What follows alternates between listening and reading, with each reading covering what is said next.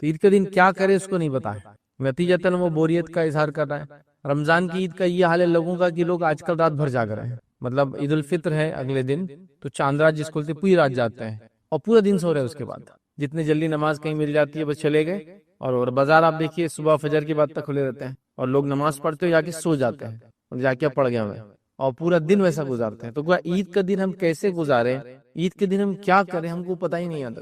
نتیجہ یہ ہو رہا ہے کہ کوئی عید میں قربانی کر رہا ہے تو ٹھیک ہے بزی ہے، ورنہ وہ بور ہو رہا ہے بقرعید میں، اور کوئی رمضان عید کو رات بھر جاگ رہا ہے، اور عید جس دن ہے یاد رکھیے عید کے بعد کی جو خوشیاں ہیں وہ جو دن ہے اس کو ضائع کر رہا ہے۔ لہٰذا یہ سمجھنا ضروری یاد رکھیے عید یہ ہمارے لیے خوشی ہے، یہ ایک تہوار ہے، یہ ایک مسرت کا دن ہے یاد رکھیے، یہ اللہ کا ذکر کرنے کا دن ہے، یہ صدقات اور خیرات کرنے کا دن ہے یاد رکھیے، لوگوں سے میل ملاپ اور معاملات کو آگے بڑھانے کا دن ہے یاد رکھیے، اور ساتھ وقت گزارنے کا دن ہے۔ لیکن یہ تمام چیزوں کو چھوڑ کر ہم جو ہے یا تو بور ہو رہے ہیں، پھر وہ کچھ لوگ ہیں جن کا کسی سے کوئی تعلق نہیں ہے، مثال کے طور پر میں اورنگ آباد شہر کا رہنے والا ہوں لیکن پونا میں بس گیا ہوں جا کے، مطلب جاب کے لیے ہوں، حیدرآباد میں اور کسی وجہ سے یا بامبے میں آ نہیں پایا، تو وہ لوگ گھومنے چل جا رہے ہیں آؤٹنگ کے، بس مطلب وہ لوگ سٹی میں تو کوئی ملنے والا ہے نہیں اپنا، لہٰذا ہم کیا کریں تو گھومنے پھرنے جا رہے ہیں، تو لہٰذا کسی کو پتا نہیں کہ یہ دن گزارنا کیسے یاد رکھیں، تو لہٰذا آج ہم عید کا دن کیسے گزارے مختصر سے رکھوں گا، اور اس میں عبادات، معاملات اور کیا کیا چیزیں کرنا ہے انشاءاللہ جیسے نبی اکرم صلی اللہ علیہ وسلم نے کیا کیا کیا وہ دیکھیں گے۔ کچھ باتیں بہت سارے لوگوں کے لیے ایک دم اس میں نہیں ہوں گی، اس لیے کچھ باتیں ایسی ہے جو ہم سمجھتے ہی ایسا ہو ہی نہیں سکتا، ایسا منایا ہی نہیں جا سکتا، ایسا کیا ہی نہیں جا سکتا، یہ کیا یہ بھی طریقہ انٹرٹینمنٹ کا ہے؟ تو اسلام میں بھی یاد ہے کہ انٹرٹینمنٹ کا جائز کاموں کا طریقہ ہے، تو ہم چند باتیں آج انشاءاللہ دیکھیں گے۔ عید کے دن ہم کیا کریں، درست الفاظ میں عید کا دن ہم کیسے منائیں، ٹھیک ہے، تو یہ چیزیں انشاءاللہ آج رکھنے کی میں جو کوشش کروں گا یاد رکھیں۔ تو سب سے پہلی چیز یاد رکھیے اسلام نے اپنے ماننے والوں کو خوشی کے 2 تہوار دیے، اور بس 2 ہی تہوار ہے اسلام میں، 2 ہی عیدیں ہیں، یہ خوشی کا دن ہے، اس کو تہوار بولتے ہیں۔ ہر قوم کا ایک طریقہ ہوتا ہے خوشی منانے کا، ہمیں خوشی منانے کے لیے 2 دن دیے گئے، اور ایک کا نام عید الفطر اور ایک کا نام عید الاضحیٰ۔ ایک کو عام زبان میں بولتے ہیں رمضان کی عید، اور ایک کو بولتے ہیں بقر عید، یا ایک کو بولتے ہیں بالکل عام زبان لیمنز لینگویج میں میٹھی عید، اور ایک تیز عید، ٹھیک ہے۔ تو یہ 2 منانے کے تہوار ہیں جو مجھے اور آپ کو اللہ رب العزت کی طرف سے دیے گئے، ان میں ہم کو اللہ رب العزت نے جو احکام دیے اور جو نبی اکرم صلی اللہ علیہ وسلم باتیں بتائی وہ کرنا۔ تو آئیے چلیے ہم شروع کرتے ہیں، کہاں سے ہم کریں گے؟ سب سے پہلے یاد رکھیے عید کے اندر جو چیز ہم کو کرنا ہے، اور عید الفطر اور عید الاضحیٰ اس میں جب کوئی فرق رہے گا تو میں بتا دوں گا، اور جب فرق نہیں رہے گا تو مطلب وہ چیزیں کامن ہے، ٹھیک ہے، فرق والی چیزوں کو بتاتے چلوں گا۔ تو سب سے پہلے یاد رکھیے عید الفطر اور عید الاضحیٰ کے اندر یاد رکھیے ہمیں جو کام کرنا ہے یاد رکھیے وہ یہ ہے کہ چاند دیکھنے سے تکبیرات کا اہتمام کرنا ہے۔ صحابہ جب عید الفطر کا چاند دیکھ لیتے تو تکبیرات کا اہتمام کرتے، مطلب اللہ کا ذکر بیان کرتے، اللہ کی بڑائی بیان کرتے، اور یہ کب تک کرتے؟ عید کی نماز تک کرتے، ٹھیک ہے۔ تو یہ کام مجھے اور آپ کو بھی کرنا ہے۔ اور اگر عید الاضحیٰ کی بات کریں جو اس میں فرق ہے وہ یہ کہ عید الاضحیٰ میں بھی آپ کو ذی الحجہ کی 9 تاریخ سے لے کر تو 13 تاریخ تک تکبیرات کہنا ہے۔ عید الفطر میں تکبیرات کا معاملہ ہوا چاند دیکھنے کے بعد سے شروع، ویسے رمضان کا مہینہ چل رہا ہے تو آپ نمازیں پڑھ رہے ہیں، روزے رکھ رہے ہیں، قیام اللیل وہ سب ہو ہی رہا ہے، لیکن تکبیرات اور بیان کریں، مطلب جو کثرت سے اللہ کا ذکر کیا رمضان میں اس کو کنٹینیو رکھیں تکبیرات کی شکل میں۔ اور عید الاضحیٰ کے اندر ذی الحجہ کی 9 تاریخ سے لے کر تو 13 تاریخ تک ہم کو تکبیرات کہنا ہے، اور یہ سنت سے ثابت ہے، صحابہ وغیرہ اس کا خوب اہتمام کرتے تھے، تو لہٰذا ہم بھی تکبیرات کا خوب اہتمام کریں۔ یاد رکھیں یہ کام ہم کو سب سے پہلے کرنا چونکہ اللہ کی بڑائی ہے، اور یقیناً انسان جو ہے اس کے دنیا میں بھیج جانے کا مقصد اللہ رب العزت کی عبادت ہے، اور نبی اکرم صلی اللہ علیہ وسلم نے ذکر کرنے والے کے اللہ کی بڑائی بیان کرنے، تسبیحات بیان کرنے والے کے، ذکر کرنے والے کی مثال دی ہے زندہ سے، اور جو ذکر نہیں کرتا اللہ کا وہ میت ہے، وہ مردہ ہے، ٹھیک ہے۔ تو لہٰذا ہم کو اللہ کا ذکر کرنا ہے۔ نبی اکرم صلی اللہ علیہ وسلم کے تعلق سے آتا ہے کہ آپ صلی اللہ علیہ وسلم عید الفطر کے یوم جو ہے نکلتے تو تکبیرات کہتے یہاں تک کہ عیدگاہ میں آ جاتے، اور نماز ہو جاتی ہے تو جو نماز ہو جاتی ہے اور تکبیرات ختم کر دیتے۔ یاد رکھیے سلسلہ تو احادیث صحیحہ کی روایت، تو آپ صلی اللہ علیہ وسلم اس عید میں یاد رکھیے تکبیرات کہتے، اور خاص طور سے عید کی نماز کو جب جاتے تو راستے میں آپ کہتے جاتے، اور جانے تک کہتے، اور اس کے بعد جو ہے جب نماز ختم ہو جاتی تو اس کے بعد تکبیرات نہیں کہتے، ٹھیک ہے۔ اسی طرح نبی اکرم صلی اللہ علیہ وسلم سے عید کی مخصوص تکبیرات لفظاً ثابت نہیں کہ اللہ کے رسول صلی اللہ علیہ وسلم یہ پڑھتے تھے یہ پڑھتے تھے، لیکن تابعین کی اور صحابہ کی بھی کچھ اقوال اور تابعین کی موجود ہے، جس میں سب سے مشہور تکبیر جو ہم پڑھتے ہیں وہ تکبیر ہے، یاد رکھیے اللہ اکبر لا الہ الا اللہ اللہ اکبر وللہ الحمد۔ یہ تکبیر جو ہے جو ابراہیم نقی رحمۃ اللہ علیہ ان سے یہ تکبیر ثابت ہے، اور یہ سب سے مشہور ہے، سب سے زیادہ لوگ یہی تکبیر کو آج دنیا بھر میں کہتے ہیں، چونکہ نبی اکرم صلی اللہ علیہ وسلم تکبیرات کہتے، صحابہ نے کہا لیکن کن الفاظ میں اور کیسے یہ پتہ نہیں، ہم کوئی ثابت نہیں ہے. مطلب یہ کہ تکبیرات کہنا ہے آپ کو، جو بھی کہہ سکتے ہیں آپ. یہ تکبیر مشہور ہے، اللہ کی بڑائی بیان کیجیے، تسبیح، تمہید، تکبیر، تو یہ آپ بیان کر سکتے ہیں، جس میں سب سے مشہور اللہ اکبر، اللہ اکبر، لا الہ الا اللہ، واللہ اکبر، اللہ اکبر وللہ الحمد. یہ ثابت ہے، جو کہ ابراہیم نقی رحمۃ اللہ علیہ سے ثابت ہے، یاد رکھے. تو یہ ہم کو کرنا ہے، یاد رکھے، یہ کام مسلسل کرنا ہے. تو پہلا کام جس کو میں کہوں گا تکبیرات بیان کرنا عید کے دن، یہ کام مجھے اور آپ کو کرنا یاد رکھیے. دوسرا کام کیا کرنا ہے، ویسے میں دوسرا تیسرا ایسے نمبر میں نہیں، بس اب چونکہ بات کر رہا ہوں تو کہہ رہا ہوں، آگے ہو سکتا ہے کئی کام ایک کے بعد ایک آئیں گے. ٹھیک ہے، تو دوسرا کام جو ہم کریں گے یاد رکھیے عید کے دن، یاد رکھیے وہ یہ ہے کہ ہم عید کے دن کچھ مخصوص چیزیں جو سنت ہے وہ کرنے کی کوشش کریں گے، جس میں کئی باتیں میں ایک ساتھ اب رکھوں گا آپ کے سامنے جو کرنے کی ہم کوشش کریں گے. لیکن پہلے کیوں کہہ دے رہا ہوں سنت ہے، اگر کوئی کسی وجہ سے نہیں کر پائے تو پریشان ہونے کی ضرورت نہیں ہے. یہ وہ چیزیں جو واجب نہیں ہے، ٹھیک ہے، یہ سنت ہے، کر سکتے کرو، آسانی سے نہیں کر سکتے مت کرو. جیسے کہ مثال کے طور پر کیا کیا کام کرنا ہے. پہلی چیز یاد رکھیے ہم کو، عید کی نماز سے پہلے اگر عید الفطر ہے تو کھجور کھانا ہے، آڈ نمبرز میں 1 3 5 جو بھی آپ کھا سکتے، چونکہ ظاہر سی بات ہے ہر کسی کو کھجور، ہمارے علاقوں میں ہم کو عادت نہیں ہوتی اور کھجور گرم ہوتی ہے اپنی ذات سے. بہرحال جس کو جو جیسا جمتا ہے کرے. تو عید الفطر میں نبی اکرم صلی اللہ علیہ وسلم عید سے پہلے کھاتے اور کھجور کھاتے آڈ نمبرز میں. اور عید الاضحیٰ میں آپ عید کی نماز پڑھ کر آتے، جانور کو ذبح کرتے، گوشت کھاتے. تو عید الفطر میں عید کی نماز سے پہلے کھانا یا کوئی چیز میٹھا کھانا، اور عید الاضحیٰ میں عید کی نماز کے بعد کچھ کھانا. ٹھیک ہے، تو آپ یہ کر سکتے ہیں. آپ کو کھجور نہیں ہے تو کیا کریں بھائی، جو بھی ہے کھا کے جا سکتے عید الفطر میں. چلو میں نہیں کھا پایا، بھول گیا، روز کے روٹین بن گیا تھا بھوکے رہنا، چلے گیا تو کیا غلط ہے؟ کچھ غلط ہے، اس لیے میں نے پہلے کہہ دیا سنت ہے. تو لہٰذا آپ کھجور کھا کر جائیں اور عید الاضحیٰ میں آ کر جانور میں سے ذبح کر کے کریں. لیکن اب ہمارے پاس سسٹم یہ ہے کہ جانور میں حصہ ڈالتے اور وہ ہسائی ملتا، وہ کٹ کر آتا، وہ دوپہر کے بعد آتا. ٹھیک ہے، تو پھر وہ چھوڑ دے، اب آئے بات جو گھر میں وہ اب کھا لے، کوئی مسئلہ نہیں. ٹھیک ہے، تو عید الاضحیٰ میں بعد میں کھائے جو بھی کھانا ہے، میٹھا تیز کچھ بھی چلے گا. اور عید الفطر میں پہلے کھا لے، میٹھا تیز کچھ بھی چلے گا، لیکن سنت کھجور ہے. ٹھیک ہے، تو عید الفطر میں پہلے کھا کر جانا، عید الاضحیٰ میں آ کر کھانا، ایسا میں بول سکتا ہوں عام زبان میں. اور اللہ کے رسول عید الفطر میں کھجور کھا کر جاتے، عید الاضحیٰ میں جانور کو ذبح کرتے، گوشت کھاتے. تو یہ کرنا چاہیں تو ہم لوگ کر سکتے ہیں، آسانی ہے. کبھی گھر میں بکرا ہے، خود ہی ذبح کر رہے ہیں، گھر کے ممبرس کر رہے ہیں، تو یہ سب آسان ہو جاتا ہے. بہرحال ٹھیک ہے، تو عید کی تیاری میں کھانے کے بارے میں کچھ باتیں میں نے رکھ دی. اس کے بعد یاد رکھیے عید کی، اب عید الاضحیٰ ہے تو یہ نماز کے بعد بولی جائیں گے، لیکن میں نے چونکہ کھانے کی بات تھی تو پہلے رکھ دی اس بات کو آپ کے ساتھ. دوسرا کام کیا کرنا ہے یاد رکھیے آپ کو، یہ غسل کر لیں اور جو اچھا لباس اویلیبل ہے پہن لے. عید کی نماز سے پہلے غسل کر لینا چاہیے. بیمار ہے آپ نہیں کر سکتے، پانی نہیں ہے، یہ نہیں ہے، وہ نہیں ہے، کچھ بھی ایکس وائی زی چیزیں ہو سکتی ہیں. ہمارے علاقوں میں اکثر عید کے دن لائٹ چلی جاتی ہے، وہ کوئی دشمنی سے نہیں جاتی ہے. اتنے زیادہ لوگ گیزر چلاتے اور استریاں چلاتے ہیں کہ وہ فیوز اڑ جاتا ہے، ڈاؤن ہو جاتا ہے. یاد رکھیے ٹھیک ہے، کوئی دشمنی سے نہیں کر رہا ہے. چونکہ کیا ہے، عمومی طور سے گیزر کب چلتے ہیں؟ کوئی 8 بجے نہا رہا ہے، کوئی 7 بجے نہا رہا ہے، کوئی 10 بجے، کوئی نہیں نہا رہا ہے. اس وقت عید کے دن سب نہا رہے ہیں، سب استری کر رہے ہیں، تو کیا ہوتا ہے، اوور لوڈنگ ہو جاتی ہے، تو وہ ہو جاتا ہے. بہرحال تو آپ کچھ بھی ہو سکتا ہے، اس کی وجہ سے آپ نہا نہیں پائے. ٹھیک ہے، اچھے کپڑے، تو جو نہا سکتا ہے نہائے، اور اچھے کپڑے زیب تن کرے، مطلب اپنے جسم پر ڈالے. اچھے کپڑے کہہ رہا ہوں، نئے ضروری نہیں ہے، کیونکہ ہمارے پاس عید الاضحیٰ میں تو آج کل نہیں سسٹم ہے، لیکن عید الفطر میں تو خریدی کر کر کے برباد ہو جا رہے ہیں. خریدی کر کر کے برباد، نیا شرٹ، نئی پینٹ، نیا کرتا یا نیا پیجامہ، نئی ٹوپی، نئی گھڑی، نیا یہ نیا، اتنا نئے کا ٹرینڈ چل گیا، نیا جوتا، نیا چپل، نیا ساکس. اتنا وہ ہے کہ میں نے دیکھا عید کے دن نماز سے پہلے انڈر ویئر بھی نیا اور بنین بھی نئی لا کے رکھی ہوئی تھی. Every thing new. حدیث میں کہیں بھی نئے کا تذکرہ نہیں ہے. جو اچھا لباس ہے وہ زیب تن کرو. میرے پاس 2 کپڑے ہیں، 3 کپڑے، 4 ہے. جو بیسٹ ہے وہ یہ ہے، اس میں 1 پیون ہے. جو سب سے خراب والا ہے اس میں 10 پیون ہے، تو میں کون سے پہنوں گا؟ 1 پیون والا. یہ معنی ہے اس کا، بیسٹ جو اویلیبل ہے. میرے پاس کئی کپڑے جس میں 1 کپڑا ہے جو میں کبھی کبھار پہنتا ہوں، باقی کپڑے عام طور سے پہنتا ہوں، ان کا کلر ڈم ہو گیا، یہ اچھا ہے، تو یہ میرے لیے ہو گیا آج کا کپڑا. نیا کوئی ضروری نہیں. ہمارے پاس اتنا کمپلسری نیا کہ بہت سارے مولویوں کو تو میں نے یہ کہتے ہو سنو، اللہ نے دیا تو نیا لینا ضروری عید کے دن. کیا پتہ نہیں کہاں سے لا. سب سے اچھا زیب تن کرنا ہے، کوئی نیا ضروری نہیں. بہرحال تو آپ غسل کریں، اچھا جو لباس ہو زیب تن کریں، مسواک وغیرہ کریں تاکہ منہ میں سے خوشبو آئے. اس طرح خوشبو اگر اللہ نے میسر کی تو خوشبو لگائے، تیل اگر میسر ہو تو بالوں میں تیل لگائے. ٹھیک ہے، تو غسل لیا، بالوں میں تیل لگایا، اس کے بعد خوشبو اگر خوشبو لگائیے، مسواک وغیرہ کی جو ہے، یہ سب سنتیں. کچھ بھی ایسا نہیں کہ آپ بولیں ارے میرے پاس تو خوشبو نہیں تو کیا میں عید کو جاؤں نہیں جاؤں، کمپلسری رات بھر پڑے ہوئے کا وہ خوشبو کی دکان کے باہر کی یہ خوشبو تو لے کے آنا ہے مجھے.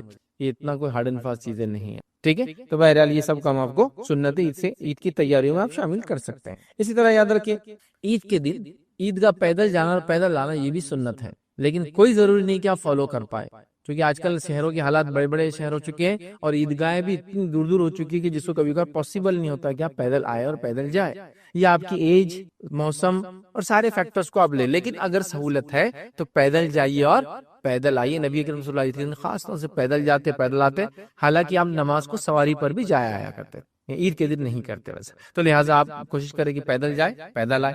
پیدل جانے اور پیدل آنے میں تکبیرات کا معاملہ یاد رکھیے، خاص طور سے آپ ادا کرتے رہیں۔ اس کے بعد پیدل جانے اور آنے میں یہ خاص خیال رکھیں کہ اللہ کے رسول صلی اللہ علیہ وسلم کے تعلق صحابہ فرماتے ہیں کہ آپ جاتے ایک راستے سے اور لوٹتے اس راستے سے پھر نہیں، مطلب دوسرے راستے سے لوٹتے، تو کوشش کریں کہ آپ ایک راستے سے جائیں اور ایک راستے سے واپس آئے۔ اب ایک مرتبہ دو چھوٹے بچے بات کر رہے تھے، میں نے سنا ایک کہہ رہا تھا میں مسجد تو اپنے گھر کے باہر بازو جی، بولے اب ہم جائیں گے کون سے راستے سے، آئیں گے کون سے راستے سے، تو دوسرا بولنے لگا میرے پاس ایک آئیڈیا ہے، بولے اپن ادھر سے جائیں گے ایسا، بولے بازو سے، اور واپس ایسا گھوم کے آئیں گے، بولے دوسرے راستے سے، تو دو راستے ہو جاتے۔ تو پہلے والے نے بولا میرے کو تھوڑا سا یہ ذرا لمبا دکھ رہا، بولے میں بھی بتاتا، بولے ایک طریقہ جانے، اپن جائیں گے بولے راستے کے یہ سائڈ سے، بولے جب مسجد جائیں گے، اور آئیں گے تو وہ سائڈ سے، ہوتا نا راستے کا وہ سائڈ جیسے گاڑی آتی ہے وہ سائڈ سے جائیں گے اور آئیں گے۔ میرے کو لگ رہا بولے یہ زیادہ بہتر ہے۔ بہرحال اگر بہت نزدیک وغیرہ ہے، آپ کو جیسا کرنا ہے آپ کریں، لیکن کرنا یہ چاہیے کہ اگر آپ عیدگاہ وغیرہ یا مسجد جاتے ہیں، کبھی ہوتا ہے مساجد میں بھی نماز، بارش، پانی وغیرہ حالات، عیدگاہ چھوٹا اور وغیرہ وغیرہ کئی چیزیں ہوتی ہیں، ویسے تو عیدگاہ میں ہی ہونا چاہیے نماز، یہ ایک الگ بات ہے، لیکن ضرورت پڑنے مسجد میں بھی ہو سکتی ہے، تو ایک راستے سے جائیے، ایک راستے سے آنے کی کوشش کریں، مطلب جس سے اللہ کے رسول جاتے اس سے واپس نہیں آتے، کوئی اور راستے سے یا کوئی اور ڈائریکشن سے آتے، یاد رکھیں۔ تو بہرحال یہ بھی آپ کر سکتے، کریں جو چیز مناسب ہے حالات کے اعتبار سے کریں۔ ہمارے عیدگاہوں میں تو پولیس راستہ فکس کر دیتی ہے، ادھر سے جانا ادھر سے آنا، تو ظاہر سی بات ایک سے جانا اور ایک سے آنا ایسے سینس میں سے ہوتا ہے کہ جیسے ٹریفک ایک طرف سے جاتی آتے اور واپس آتے ہیں، لیکن الگ الگ راستے ذرا مشکل ہی ہوتا ہے۔ بہرحال جو آسانی کیجیے، یہ ساری چیزیں سنت ہے، یاد رکھیے، اسی لیے میں نے آپ کو یہ باتیں آپ کے سامنے رکھ دی، یاد رکھیے۔ اب آئیے آگے بڑھتے ہیں، یاد رکھیے عید کے اندر جو ایک کام اور کرنا ہے، یاد رکھیے، اب عید کی نماز کو آپ جا رہے ہیں تو جانے سے پہلے ایک بہت امپورٹنٹ کام کرنا ہے، اور یہ عید الفطر میں اور عید الاضحیٰ میں آنے کے بعد کرنا ہے، تو ابھی خالی جانے سے پہلے والا رکھ دیتا ہوں، آنے کے بعد میں دیکھتے ہیں۔ تو عید الفطر کے اندر جب آپ جا رہے ہیں تو جانے سے پہلے ایک اہم کام کرنا ہے، فطرہ دے دینا ہے۔ فطرے کا وقت چالو ہوتا ہے چاند دیکھنے کے بعد سے لے کر عید کی نماز کے پہلے تک۔ جس نے عید کی نماز سے پہلے فطرہ دیا اس کا فطرہ ہوا، جس نے عید کی نماز کے بعد فطرہ دیا اس کا عام صدقہ ہوا، اس کا فطرہ نہیں ہوا۔ جمع کرنے کے لیے تو آپ ایڈوانس بھی دے سکتے ہیں، روایتوں میں آتا ہے کہ صحابہ کے زمانے میں جمع کرنے کے لیے لوگ ایک دو دن ایڈوانس جمع کرتے ہیں، تو جمع کرنے میں کوئی مسئلہ نہیں، لیکن دینے کا ٹائم کب شروع ہوتا ہے؟ چاند دکھنے کے بعد سے لے کر عید کی نماز سے پہلے تک۔ تو اگر میں عید کی نماز 7 بجے پڑھا تو اس سے پہلے، کوئی 9 بجے پڑھا تو اس سے پہلے، کوئی 10 بجے پڑھا تو اس سے پہلے۔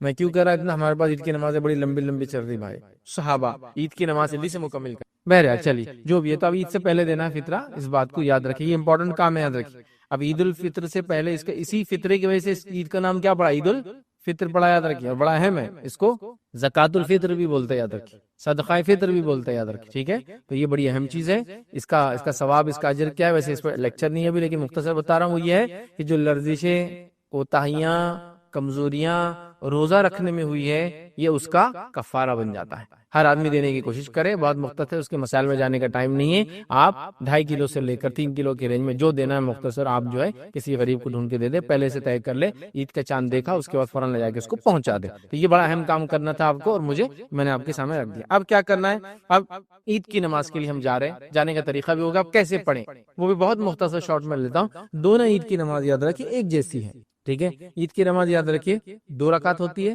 اور دونوں عید کی نمازیں ایک جیسی ہیں، اس میں کوئی ایسا فرق نہیں ہے دونوں عید کی نماز میں۔ عید کی نماز کیا یاد رکھیے؟ عید کی نماز یاد رکھیے صرف فرق اتنا ہے کہ اس میں 12 زائد تکبیرات ہوتی ہے، 12 زائد تکبیرات، اللہ اکبر، یہ زیادہ ہوتا ہے اس میں۔ اور وہ کب کب ہوتا ہے میں آپ کو بہت آسانی سے بتاتا ہوں۔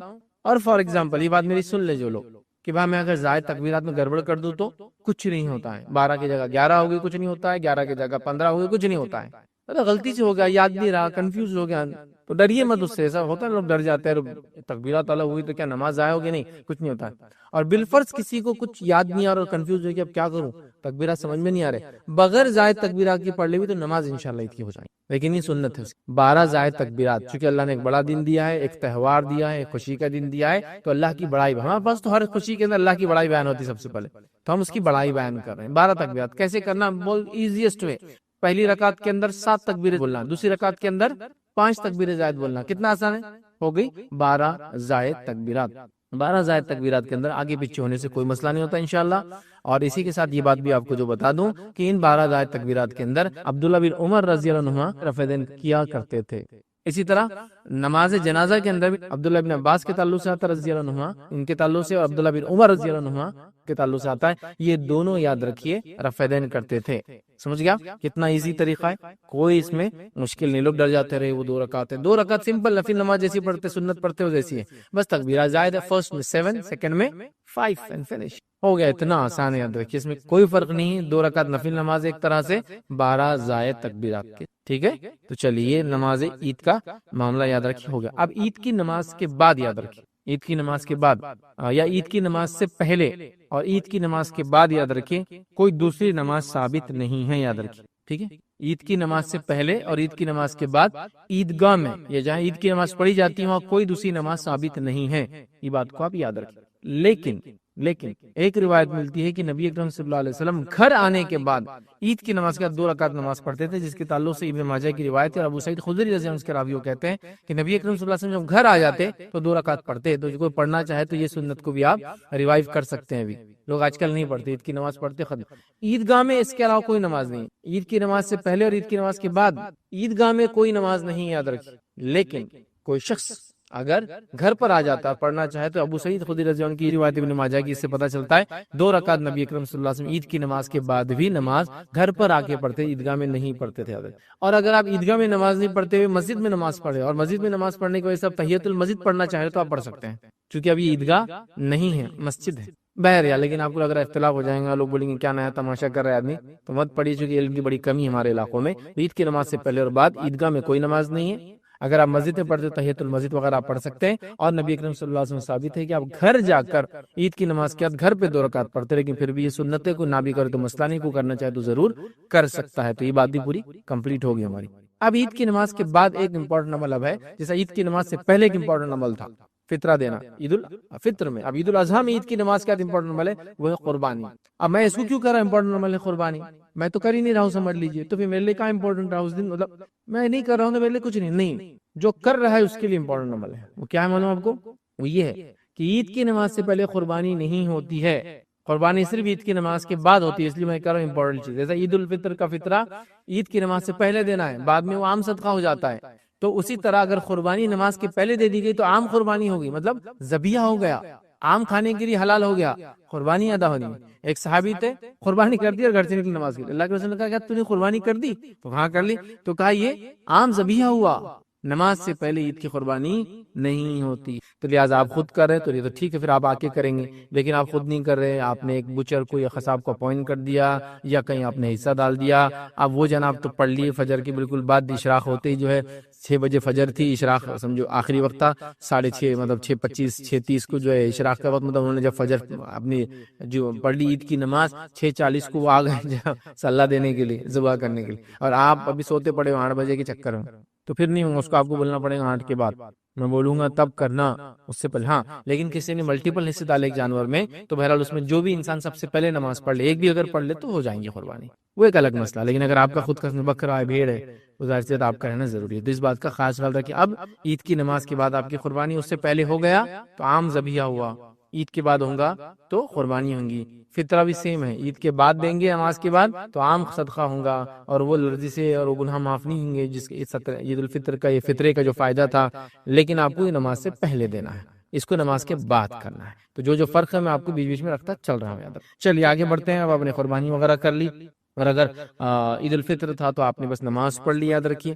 اب اس کے بعد لوگوں سے میل ملاپ کرنا، میل جول کرنے میں کوئی حرج نہیں، کوئی حرج نہیں۔ کچھ لوگ میں نے دیکھا آج یہ بھی باتیں کر رہے ہیں کہ عید کے دن لوگوں سے ملنا بدعت ہے، یار مطلب اب حد ہو گئی۔ تم کو بیسک سماجیات، ہیومن سوشیولوجی کا علم اگر ہو تو تم یہ بات کبھی نہیں کہوں گے۔ میں نے یہ دیکھا ہوا، ایک صاحب بول رہے تھے بدعت ہے، بولے عید کے دن لوگوں سے ملنے جانا، اور میں تو خاص طور سے بولے گھر میں بیٹھا رہتا ہوں، بولے عید کے کہاں سے لوگ لا لے رہے ہیں، یہ چیزیں نہیں۔ لوگوں سے میل جول کرنا تو اسلام کی فطرت کا حصہ ہے۔ عید کی نماز کیسے پڑھی؟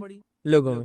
عید کی نماز کے بعد آؤں گے، لوگوں کے ساتھ آؤں گے، گھر میں آؤں گے تو لوگ موجود ہوں گے، محلوں میں رہوں گے تو لوگ ہوں گے۔ بھائی مسلمان بولے تو اطراف میں اس کی آبادیاں رہتی ہیں، اور اتنا لوگوں کو معلوم کہ مسلمان الحمدللہ یہ سوشل اتنا زیادہ سوسائٹی میں تو اتنے زیادہ اولادیں وغیرہ پیدا کرنے کی خواہش مند ہوتے ہیں، ان کا سماج، ان کی سوسائٹی ہمیشہ بڑی ہوتی ہے کہ یہاں تک کہ کچھ لوگوں نے گیمز بھی بنائے، ہر گیم میں ایک پرک رہتا، فرق کیا رہتا؟ جیسا کہ آپ نے 100 پوائنٹ لے لی تو آپ کو ایک بندوق مل جائیں گی، فرق. آپ نے فلاں کیا تو ایک آپ کو بڑی توپ مل جائیں گی، فرق. مطلب کوئی بھی وارز کی گیم وغیرہ.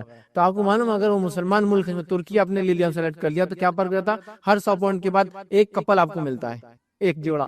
مطلب آبادی بڑھانے کی خواہش بند ہو گئے. تو ترک اگر آپ نے چنا اس میں گیم میں ٹیم، تو آپ کے ہر 100 کے بعد 2 لوگ آ جاتے، ایک میل اور ایک فیمیل آ جاتی، جو آپ کے ورکر رہتے، کام وغیرہ کرتے. تو ان کو بھی پتا ہے کہ مسلمان آبادیوں کے معاملے تو الحمدللہ یہ قوم جو ہے اپنے آپ کو بڑھانا چاہتی ہے. ٹھیک ہے، تو لہٰذا بولے ملنا نہیں. بھائی یہ کہاں سے لا رہے ہو، ذرا سیدھے ہو جاؤ. ایک دم سیدھی سیدھی بات ہے. مسلمان ہے، اسلام ہے اور آبادیاں ہیں، اور مسلمان کا دین، اس کی عبادت سب ہم کو سوشل بیہیویئر سکھاتی ہے. تو مل جل ہوتا ہے، یاد رکھیں. امام مالک سے کسی نے سوال کیا اور کہا کہ یہ جو لوگ تقبل اللہ منا ومنکم کہتے ہیں، اس کے تعلق سے آپ بیان کیجیے کیا ہے. آپ سے پوچھا گیا تو آپ نے کہا یہ کلمات تو لوگ عید کے دن ایک دوسرے کو کہتے ہیں اور ہم لوگ اس میں کوئی حرج نہیں پاتے ہیں.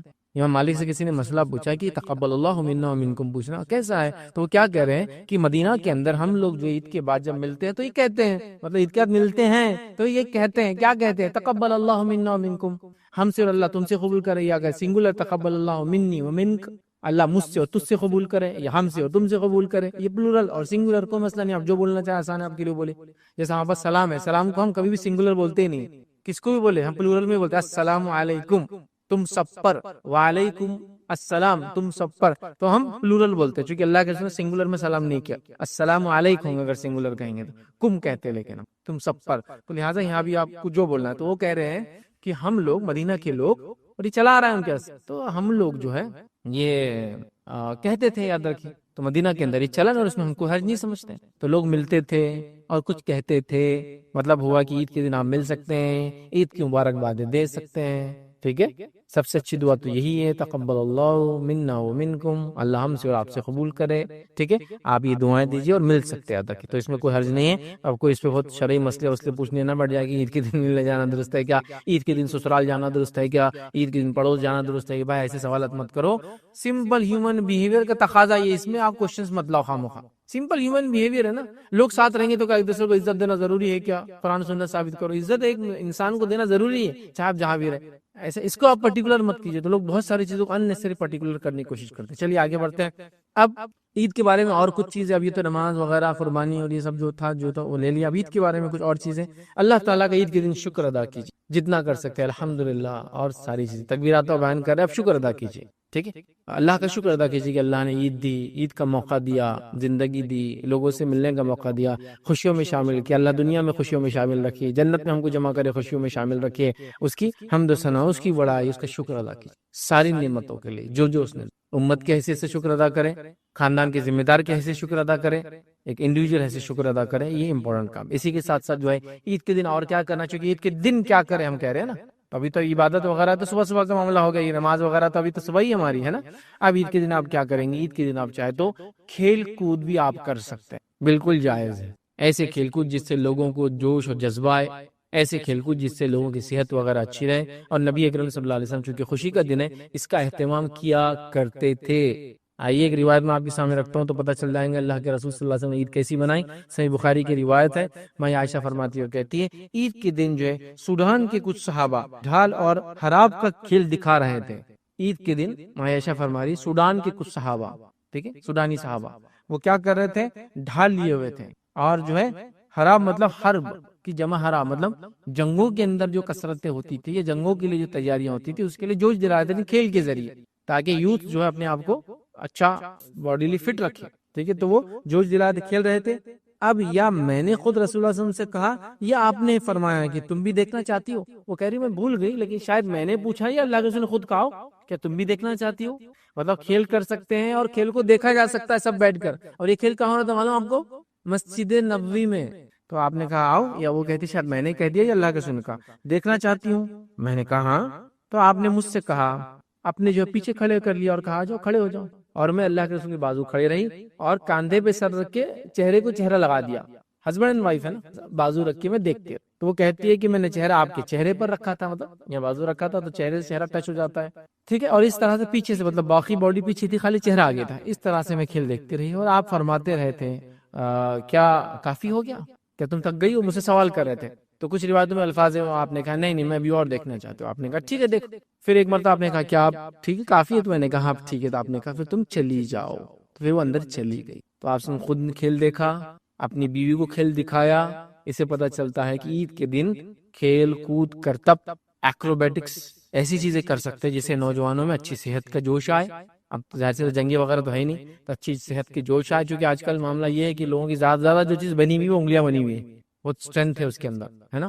انگلیوں کے علاوہ ہاتھ پر سب اتنے ہو گئے ہمارے. چونکہ اتنا معاملہ ڈرائیو مطلب بغیر پیروں کی محنت کی ہو گیا یا بغیر ہاتھ کی محنت کی ہو گیا. چیئر پہ بیٹھے ہیں تو راؤنڈ چیئر، چل رہے بھی تو خالی پیروں کو یوں کرے تو بھاگ رہی ہو آپ کو لے کر. گھومنا ہے تو اس پہ گھوم لے رہے. ہاں کھانا خریدنا ہے تو ڈرائیو تھرو پہ جا رہے، گاڑی جا رہی سامان لے رہے ہو کھڑکی میں جا کے دے دے رہا. حتیٰ کہ اے ٹی ایمز بھی ڈرائیو تھرو ہے ہمارے کچھ علاقوں میں. مطلب آپ کی کار چل جاتی لائن میں، پھر آپ جاتے اے ٹی ایم کے پاس، مشین میں ڈالتے پیسے نکالتے، گاڑی میں رہتے آپ باہر نہیں نکلتے. Drive through A T Ms بولتے ہیں ان کو. ڈرائیو تھرو کھانے کی بھی آپ نے دیکھی. تو کچھ بھی کسرت نہیں ہو رہی بھائی. تو انگلیاں بن جا رہی ہے اور پھر باقی آدھے سے نیچے اور جو ہے گھٹنے سے اوپر کا باڈی ڈیولپ ہو جا رہی ہے. یہ دیکھیے آپ پورے شولڈر سے پتلا، پیر گھٹنے سے نیچے پتلے، مانیاں بڑی ہو گئی، پیٹ بڑا ہو گیا. کیونکہ کیا بیٹھنے سے بھائی ٹھیک ہے. تو یہ کرتب دکھائے. تو آج کے زمانے میں کہوں گا ایسے کرتب وغیرہ ہونا چاہیے. یہاں جنگوں کے لیے ابھارا جا رہا تھا، اب جنگیں نہیں ہیں لیکن اچھی صحت کے لیے ابھارا جا رہا. تو کھیل وغیرہ بھی ہو سکتے ہیں. یہ ہم بالکل بھول گئے یہ سب چیزیں. ٹھیک ہے، ظاہر سی بات ہے اگر خواتین یہ کر رہی تو اپنے مجلسوں میں اپنا کریں، لیکن مرد حضرات تو پبلکلی کر سکتے ہیں مسجد وغیرہ میں، اور لوگ آ کے مرد اور عورتیں ان کو دیکھ سکتی. ٹھیک ہے. تو یہ ہو سکتا ہے عید کے دن، جو کہ ہمارے پاس بالکل بھی ختم کر دیا لوگوں نے، جس کے نتیجے میں بچوں کو یہ لگ رہا ہے کہ عید کے دن میں نے جیسا بتایا نا، ایک تو وہ جو قربانی کی وجہ سے بول رہے ہیں آج بہت بور دن ہے، قربانی ہے تو کاٹو یہ فلاں بانٹ کے ختم کر دو. جس کے پاس نہیں ہے وہ بور ہو رہا ہے. اور دوسرا عید کے دن عید الفطر میں سوتے پڑے، چونکہ کچھ نظر ہی نہیں آ، رات بھر گھومے پھرے، چاند رات تھی تو یہ ہوا وہ ہوا فلاں ہوا، داڑھی بنا لی، مونچھیں بنا لی، سر کے بال کٹا لیے، شاپنگ کر لی، فلاں کری، فجر کے بعد سب سے اول وقت کہاں نماز عید کی پڑھی اور جا کے گھر میں پڑ گئے، پھر سو گئے.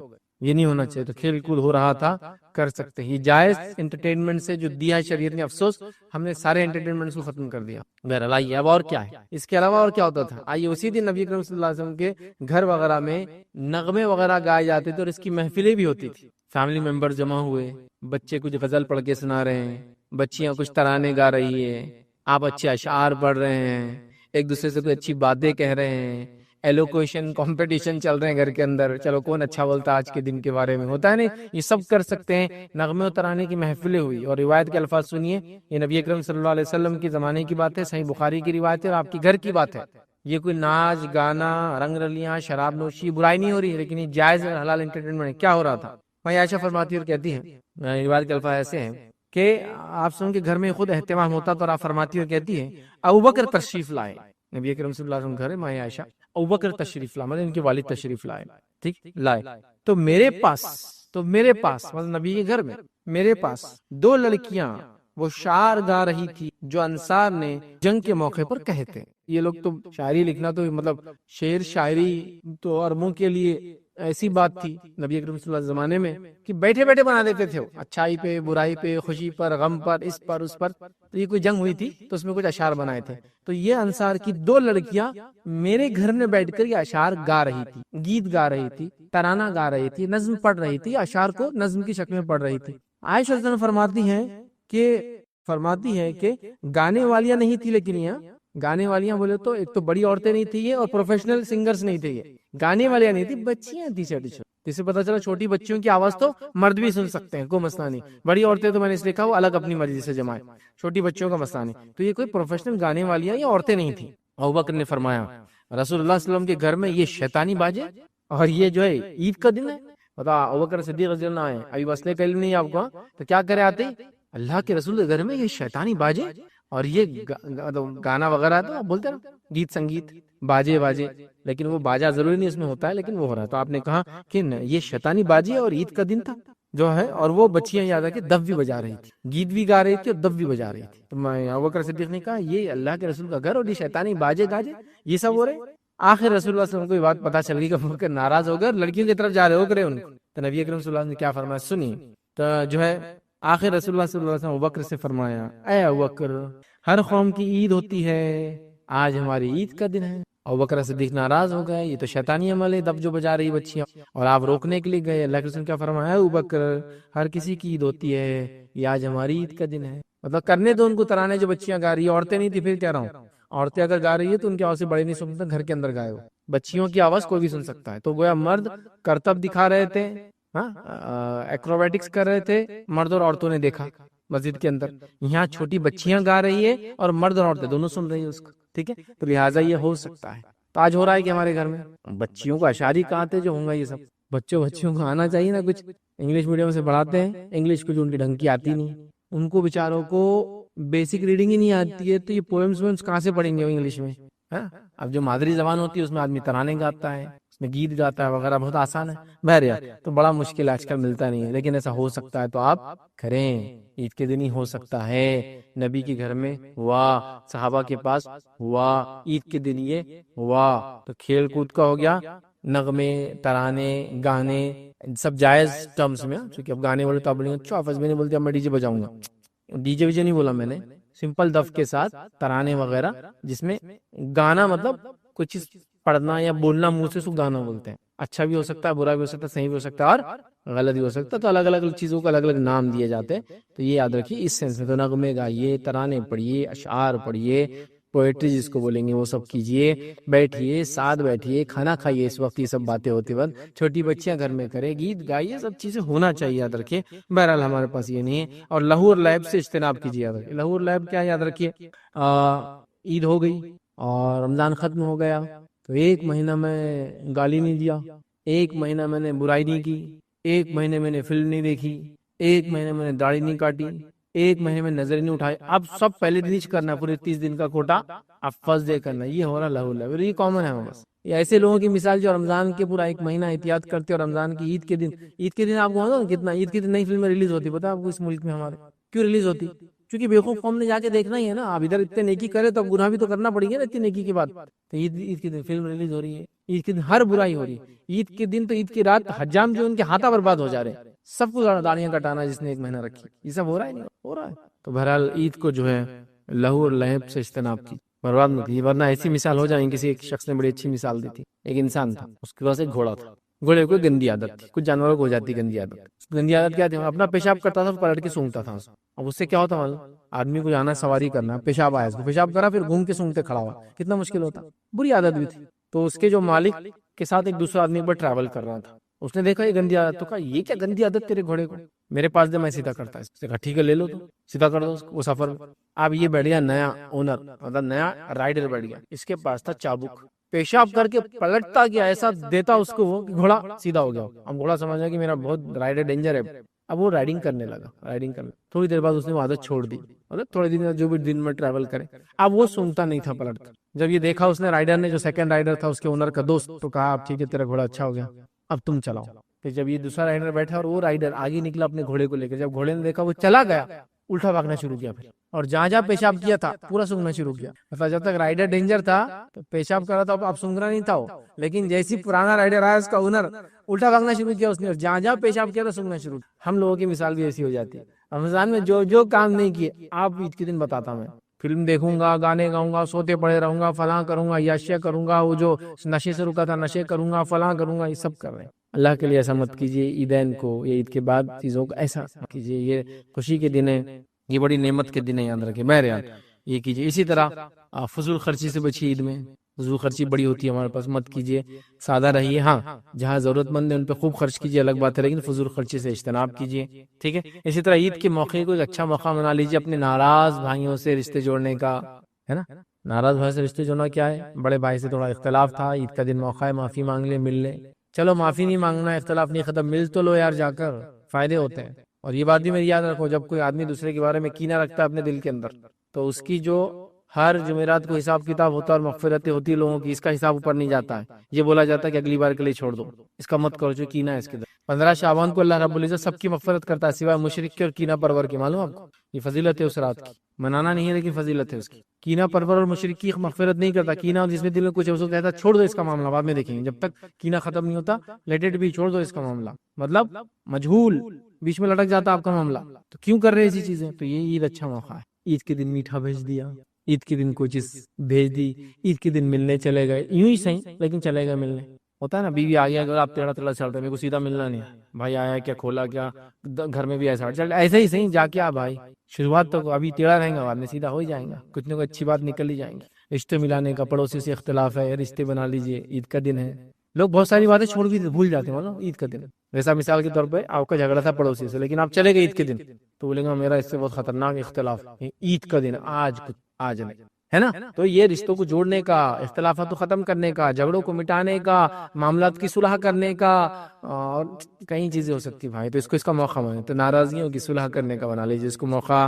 عید ہے تو ہو جاتی ہے ساری چیزیں, یاد رکھیے. عید کی خوشی میں غریبوں کو خاص یاد رکھیے, فطرے کی شکل میں یاد رکھیے. عید الاضحیٰ ہے تو گوشت کی شکل میں یاد رکھیے. ان کی اپنی خوشیوں میں ان کی خوشیاں باقی رہے, اس کے لیے کچھ نہ کچھ اہتمام کرے کہ کم از کم عید کے دن وہ کھائے اور پیے اور خوش رہے. تو آپ یہ بھی کر سکتے ہیں کہ عید کے دن اپنے آپ کو, اپنے بچوں کو لے کے کسی علاقے میں جائیں جہاں غریب لوگ, اور اللہ نے آپ کو بہت مال و دولت دی ہے, ان غریبوں کے ساتھ بیٹھیے, کھائیے, پیجیے, انجوائے کیجیے, تاکہ وہ بھی انجوائے کرے, آپ بھی انجوائے کریں. یہ بھی ہو سکتا ہے. ہوتا ہے نا, ایک آدمی کسی سماج کے ایسے سٹیٹس لیول پر ہوتا ہے, پیسے کے ریل پیل, گاڑیوں کے ریل پیل, نوکر چاکر کی ریل پیل, دن رات 365 دن لوگوں سے ملاقاتیں ہو رہی, بڑے سے بڑے لوگ. اب وہ چاہتا ہے کہ عید تھوڑی سمپل رہے میری, تو جائیے غریبوں منائیے, سمجھے, انجوائے کیجیے. آپ کے غریب دوستوں کو انوائٹ کیجیے, چلیے آپ جا نہیں سکتے انوائٹ کیجیے. تو اس کو ایک لوگوں کے جس کو کہتے ہیں خوشیوں میں غریبوں کو ضرور یاد رکھیں, اپنی عید کی یاد رکھیں. اور یہ بڑی اہم چیز ہے کہ اپنی خوشیوں میں غریبوں کو یاد رکھیں. اسی طرح عید کے دن کوشش کریں مریضوں کی عیادت بھی کریں. مریضوں کی عیادت, دیکھو مریضوں کی عیادت تو ویسے بھی کرنا چاہیے, اس کے بڑے فائدے ہیں, نہ کرنے کے بڑے نقصان ہیں. دو چھوٹے چھوٹے قصے سناتا ہوں, حالانکہ موقع عید کا ہے لیکن سناتا ہوں. خوشیوں اور غموں میں لوگوں کو شامل نہیں کرنے سے, ان کے غم نہیں بانٹنے سے کیا ہوتا ہے, لیکن بڑی اہم چیزیں یاد رکھیے. ایک صاحب تھے جو کولکتہ کے رہنے والے تھے. کولکتہ سے وہ ٹاٹا انسٹیٹیوٹ کے اندر, جو ممبئی میں, ہمارے یاد رکھیں ممبئی میں, وہاں علاج کے لیے آئے تھے. اور ایک ہمارے مسلم صاحب جن کا ایک مریض تھا, وہ بھی اس کے پڑوس میں ایک روم میں حجرے میں رہتے تھے, جو کہ ایک کمپنی نے فری دیتے ہیں لوگوں کو علاج کرنے, جو لوگ آتے ہیں وہاں رہنے کے لیے, وہاں وہ رہتے تھے. ایک مہینہ دونوں پڑوس میں رہے, دونوں مسلم ہیں. ایک مہینے کے بعد یہ علاج کر کے بچی کا چلے گئے. نیکسٹ 6 منتھ بعد ان کا پھر علاج تھا, اور اس کا بھی 6 منتھ بعد تھا. جب نیکسٹ 6 منتھ بعد آئے تو یہ پڑوسی بھائی جو پہلے آتا تھا کولکتہ سے بچی کو لے کر, یہ کرسچن ہو چکا تھا. تو یہ مسلمان بھائی نے کہا کہ تم عیسائی کیسے بن گئے, کیا ہوا؟ تو کہا میں 6 مہینے آ کر بچی کو لے کے یہاں رکتا ہوں, کوئی مسلمان مجھ سے ملنے آج تک نہیں آیا, لیکن ہر اتوار کو عیسائی مجھ سے ملنے آتے تھے, تو مجھے لگا ان کا ہی مذہب حق ہے. غم میں اور خوشی میں لوگوں کے شامل ہوئیے, ورنہ جب آپ یہ نہیں کرتے تو لوگ مذہب تک اپنا تبدیل کر دیتے ہیں. یہ میں سچا واقعہ آپ کو سنا رہا ہوں. وہ صاحب نے مجھ سے بہت روتے ہوئے کہا, وہ ہمارے شہر کے تھے, بچی کے علاج کے لیے جاتے تھے, اور وہ آدمی بھی علاج کے لیے آتا. کہا وہ عیسائی بن گیا صرف ہمارے اس کے غم میں شامل نہ ہونے سے. تیمارداری کرنا کیوں ضروری ہے, مریض کی سمجھ میں آ رہا ہے آپ کو؟ یہ وہ موقع رہتا آدمی بہت نازک مرحلے میں رہتا ہے, ذرہ برابر محبت اور الفت لوگوں کو ادھر سے ادھر بھی سرکا سکتی آتی ہے. لہٰذا اس لیے میں کہہ رہا ہوں مریضوں کو بھی شامل رکھنی اپنی عید کے اندر, ورنہ کئی مریض مسلمان جو دواخانوں کے اندر پڑے, عید کے دن آپ مسلمان جا کے نہیں ملتے, غیر مسلم تنظیموں کے لوگ ان سے آ کے مل رہے اور کہہ رہے عید کی مبارکباد آپ کو. کیا سوچیں گا کہ میرے بھائی نہیں آئے مجھ سے ملے اور یہ لوگ آئے, اور اس کے دل میں نرمی پیدا ہو جاتی. شرک اس کو اچھا نظر آنے لگتا ہے, کفر اس کو اچھا نظر آنے لگتا ہے. لہٰذا میں نے خاص یہ پوائنٹ رکھا کہ مریضوں سے ملیے, اپنے علاقوں کے کمزور لوگوں سے ملیے, اور اپنے لوگوں کے جو اپنے پاس جو مریض ہے, بیمار ہے, غریب ہے, پریشان حال ہے, ملیے. ورنہ پھر ایسے موقع پر کوئی آ کے پڑوسی مبارکباد دے کے چلا جائے, پھر مشکل ہوتی. 2 سے 3 دن پہلے ایک واقعہ ہوا کہ ایک صاحب تھے, حیدرآباد میں رہتے تھے, 5-10 سال سے آ کے رہتے, بہت قدیم علاقے نہیں تھے لیکن 5-10 سال سے آ کے کسی علاقے سے رہ گئے تھے. ان کے والد ملنے آئے تھے گاؤں سے, انتقال ہو گیا. ابھی بالکل حال کی بات بول رہا ہوں میں, انتقال ہو گیا. اب انتقال ہو گیا تو وہ اس علاقے کے قبرستان میں گئے تو بولے جگہ نہیں. ایک دوسرے قبرستان میں انہوں نے کھودنے بھی دیا, اور بعد میں کہا کہ ابھی نہیں ہو سکتا, اس لیے کہ فلاں فلاں مسئلہ ہے, تو خبر بند کرنا پڑے گا. اب وہ حیدرآباد میں رہتے 10 سال سے, لیکن ابھی وہاں کے تھے نہیں موقع, تو کوئی جان پہچانے, لوکل مسجد میں گئے, پڑوس کی مسجد میں گئے, یہ محلے میں گئے, وہ محلے میں گئے, ادھر جنازہ لے گئے, ادھر جنازہ لے, کام نہیں ہوا, پریشان ہو گئے. پھر انہوں نے ایک صاحب سے جو کہ ایک علاقے کے سیاسی سوشل اور سیاسی خدمتگار بھی تھے, سوشل خدمتگار, سوشل ورکر, پولیٹیشین تھے, ان سے بات کی جو کہ نان مسلم تھے. انہوں نے کہا بھائی دیکھو ہندو مسلم کا بڑا مسئلہ ہوتا ہے, لیکن تم کو اگر کوئی خبر نہیں دے رہا, آخر ہو گئے تو میرے پاس آنا. پورا دن لے کر گھومے, کسی نے جگہ نہیں. کون سے شہر کی بات کر رہا ہوں میں؟ حیدرآباد کی, ٹھیک ہے, مطلب مسلم اکثریت علاقے کی بات کر رہا ہوں. نہیں ملا, اور کئی جگہ جہاں ملا اتنا کاسٹ زیادہ بولے انہوں نے کہ ان کے پاس پیسہ نہیں تھا. پھر انہوں آخر میں چلے گئے اسی بھائی کے پاس جس نے کہا تھا وہ ہندو مسلم مسئلہ ہے, لیکن اگر کچھ نہ ہو تو میرے پاس آنا. جب وہ رات میں اس کے پاس گئے, اس نے شمشان میں جگہ دلائی, ان کی تدفین کر دی. اب مسلمان تنظیمیں جاگ رہی, مسلمان کی تدفین شمشان میں کریں گا کیا آدمی؟ تو مریضوں کی عیادت, خوشی اور غم میں لوگوں کو شامل رکھنا بہت اہم ہے. ہم لوگ نہیں کر رہے, یاد رکھیں, عجیب و غریب حال ہے. عجیب و غریب حال. تو یاد رکھیے خوشیوں اور غم میں لوگوں کا ساتھ دیجیے. خوشیوں میں جائیے, مریضوں سے ملیے, عیادتیں کیجیے ان کی, غریب لوگوں سے ملیے, ورنہ کوئی دوسرا آ کے مبارک ہو بول دیں گا اور بس آدمی یہاں سے نکل. کیونکہ بہت نازک مرحلہ ہوتا ہے. آپ کہیں گے یہ تو ایمان کی کمزوری سے ہو رہا ہے فیض صاحب. ارے بھائی ایسے تو ہوں گی نا عام انسان. کیا آپ کو لگتا ہے لوگ ایمانی ایک دم فرشتوں کے درجوں پہ رہیں گے, صحابہ کے درجوں پہ نہیں؟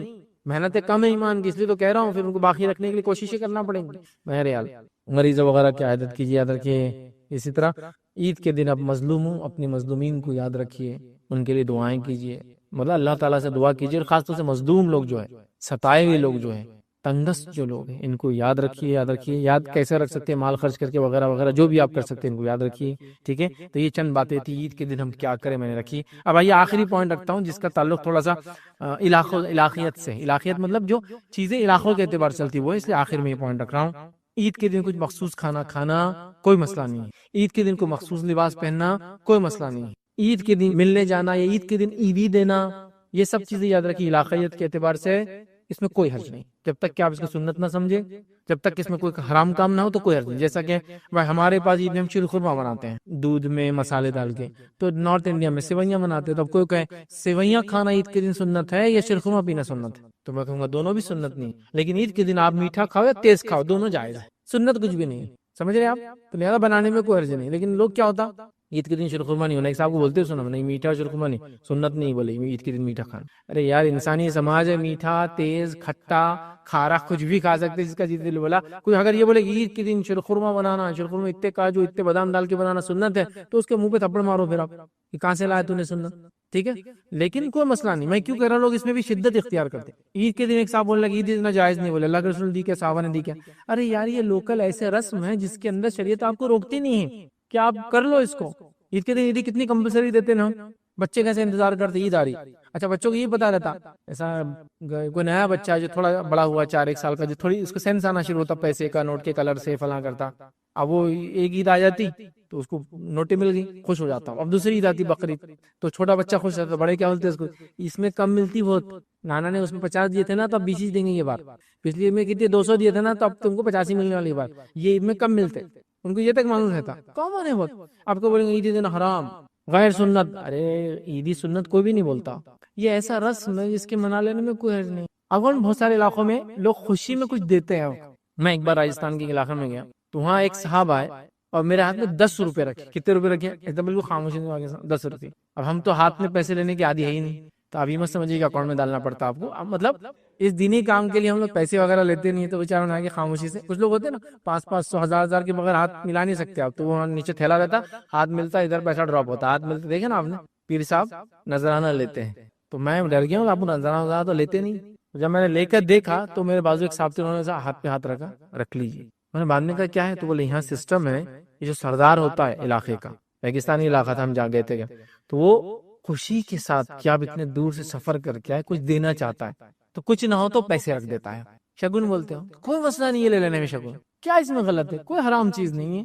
کوئی ہاں کو بولے یہ سنت ہے دینا مسافر کو شگن, تو غلط ہے, لیکن وہ ایک علاقائی رسم ہے جو شریعت سے ٹکراتی نہیں. تو شیرخورما پینے میں حرج نہیں ہے, میٹھا کھانے میں حرج نہیں ہے, تیز کھانے میں حرج نہیں ہے, کھارا کھانے میں حرج نہیں ہے, کھٹا کھانے میں حرج نہیں ہے, کھانے پینا کچھ بھی ہو سکتا ہے. ٹھیک ہے, یہ سوالات مت لائیے. دوسرا ایک اور بہت سوال, عیدی, تو عیدی بھی لینے میں دینے میں کوئی حرج نہیں. ایک اور سوال آتا ہے, عید کے دن کبھی کبھار اعلان ہوتا ہے مسجد کے بعد, عید کی نماز کے بعد گلے ملنا سنت سے ثابت نہیں ہے, لہٰذا گلے نہ ملے. اب جو دو لوگ گلے ملے, الگ کرو ان کو, الگ کرو جلدی, چلو الگ, گلے نہیں ملنا.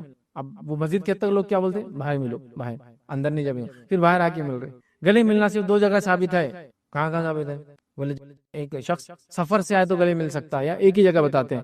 دیکھیے جب ہم کہیں گے معانقہ کرنا سنت کہاں ہے, تو ہم پھر دلائل کو تلاش کریں گے. لیکن آپ کو ایک بات بتاؤں میں, ہیومن بیہیویئر, ہیومن سائیکالوجی, انسان سے قریب ہونا چاہتا ہے غم اور خوشی میں, غصے میں دور ہونا چاہتا ہے, ہٹ دور ہٹ, اور خوشی میں اور غم میں نزدیک. خوشی ہوگی تو کیا کرتے ہیں آپ, کسی خوش انسان کے پاس نزدیک بھی چلے جائیں نا, ہاتھ ملائیں گا اس, گلے لپٹ جائیں گا آپ کی. خوشی اور غم میں بھی کیا کرتے لوگ, لپٹتے ایک دوسرے کو. تو یہ ہیومن نیچر ہے. ابھی ہم کیا منا رہے ہیں آج, عید.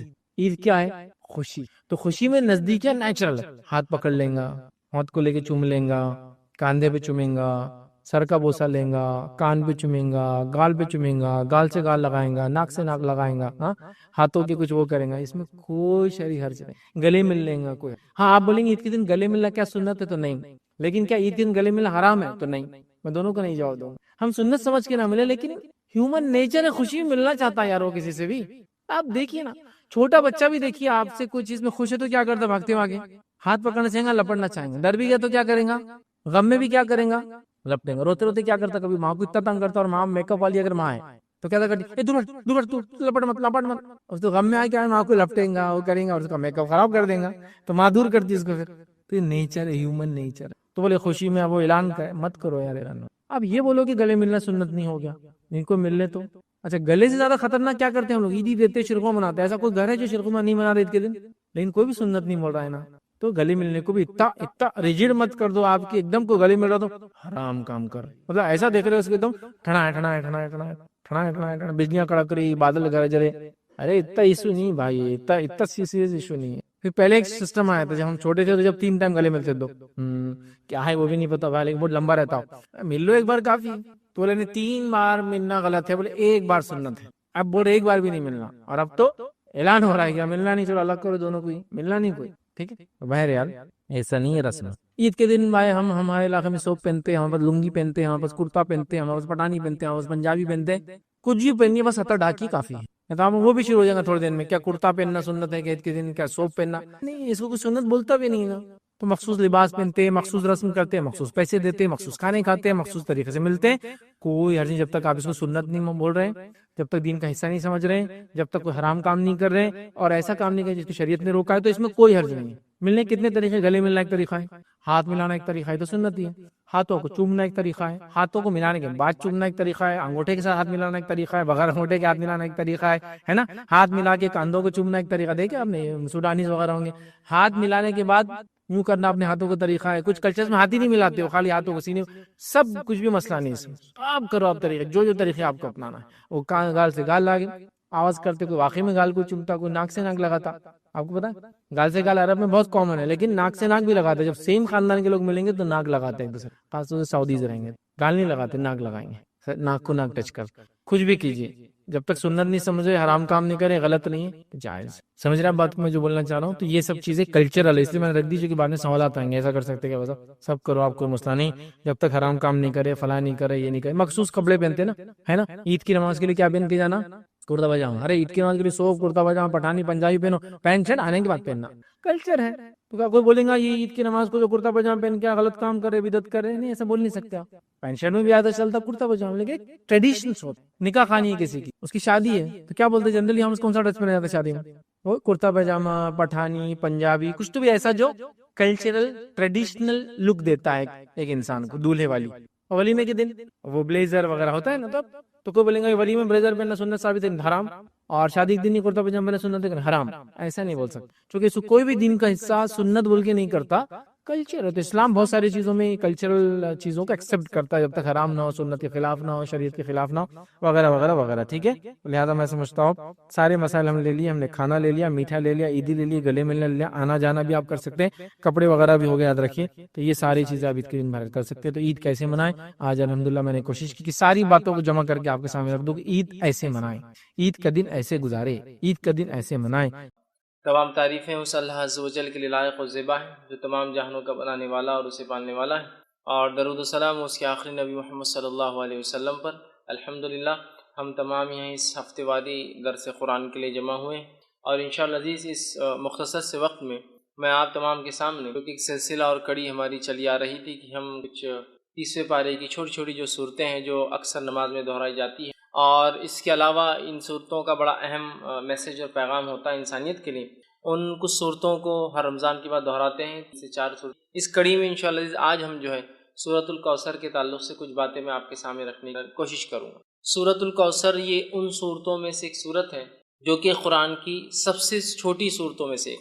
ویسے قرآن کی سب سے چھوٹی صورتیں وہ ہیں جن میں 3 آیتوں پر ہی مشتمل ہے, جس میں سورۃ العصر 3 آیتیں, سورۃ النصر 3 آیتیں, سورۃ الکوثر 3 آیتیں. ان تینوں صورتوں میں 3 آیتیں ہیں, لیکن الفاظ کے اعتبار سے, جملوں کے اعتبار سے 3 جملے ہوتے, 3 آیتیں. الفاظ کے اعتبار سے سب سے چھوٹی صورت سورۃ الکوثر ہے, کیونکہ بہت کم الفاظ ہیں اس کے اندر. آیتیں 3 ہی ہیں اس کے اندر.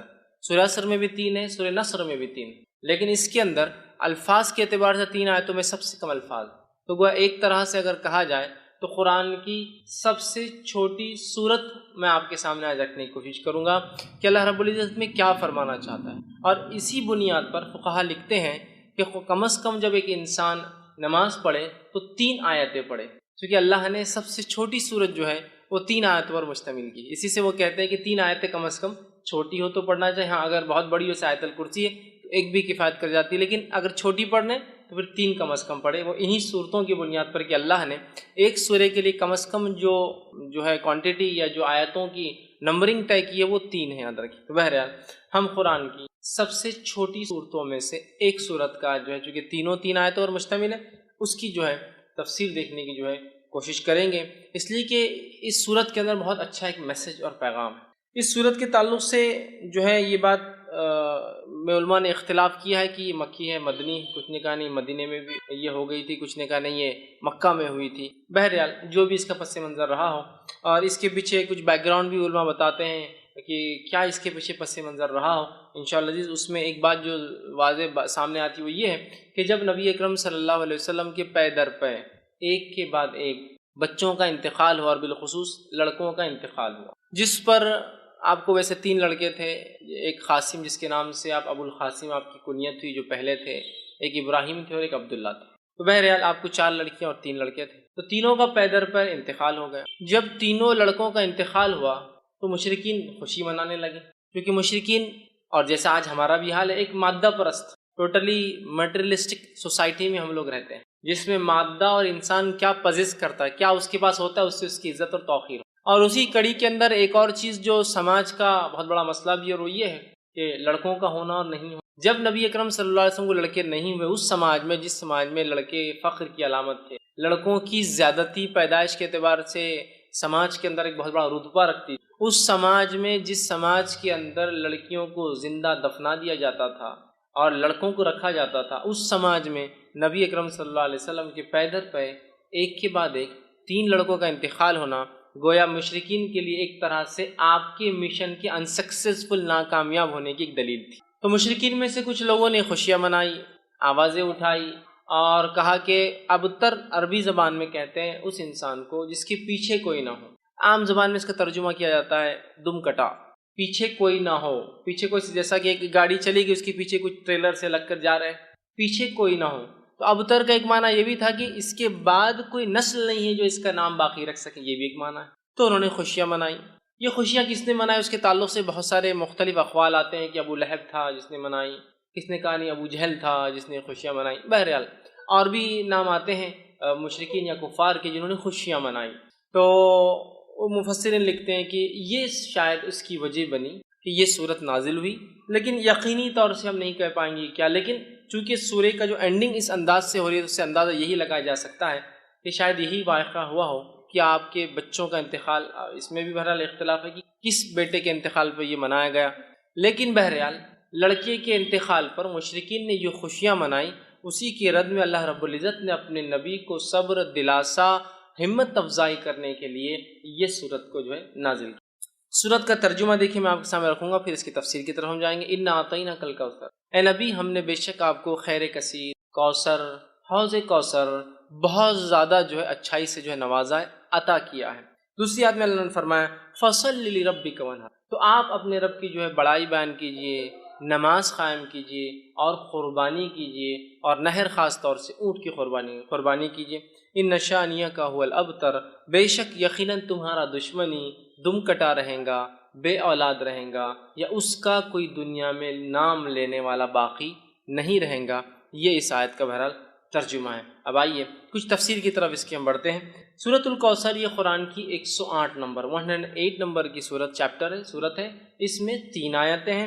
اللہ رب العزت فرماتا ہے بسم اللہ الرحمن الرحیم۔ صحیح مسلم کی ایک روایت آتی ہے نبی اکرم صلی اللہ علیہ وسلم پہ یہ صورت نازل ہوئی اور آپ مسجد میں بیٹھے تھے، اسی وجہ سے میں نے کہا اختلاف ہے مکی ہے یا مدنی، کیونکہ اس صحیح مسلم کی روایت میں الفاظ ہے آپ مسجد میں بیٹھے ہوئے تھے، اور ہم جانتے ہیں مکہ میں کوئی مسجد نہیں، مسجد جو ہے مدینہ میں بنی، سمجھ رہا؟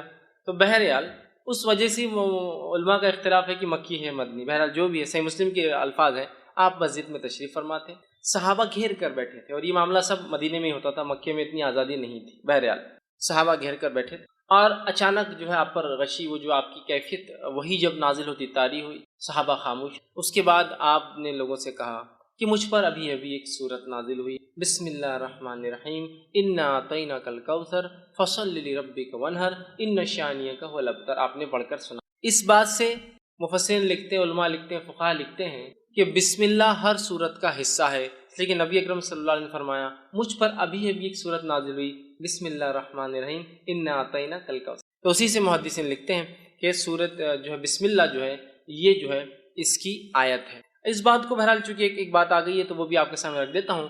بسم اللہ کو کوئی آیت مانے یا نہ مانے، سورہ کی شروعات میں، بیچ میں نہیں، جیسا کہ سورہ قصص میں بیچ میں بھی آتی ہے وہ آیت، شروعات کے اعتبار سے کوئی اس کو آیت مانے یا نہ مانے، اس کے ماننے اور نہ ماننے سے انسان کافر نہیں ہوتا ہے۔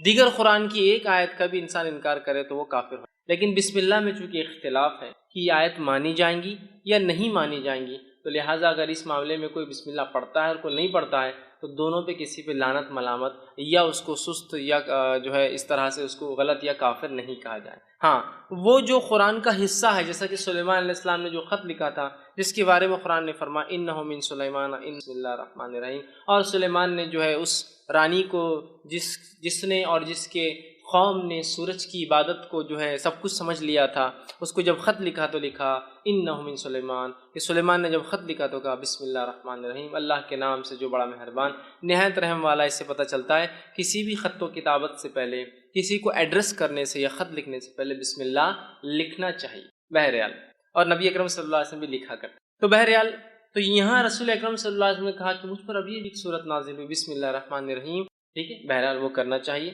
اور سورۃ الفاتحہ کے اندر بھی وہ کہتے ہیں پڑھنا چاہیے، اس لیے کہ سورۃ الفاتحہ کا تو یہ ایک حصہ ہے، کیونکہ سورۃ الفاتحہ میں جو ہے 7 آیتیں ہیں، تو ظاہر سی بات ہے بسم اللہ کو چھوڑ دیا جائے تو آیتیں پھر 6 ہی بچتی ہیں۔ تو بہرحال ہر سورت سے پہلے اس کو بسم اللہ کو پڑھنا چاہیے۔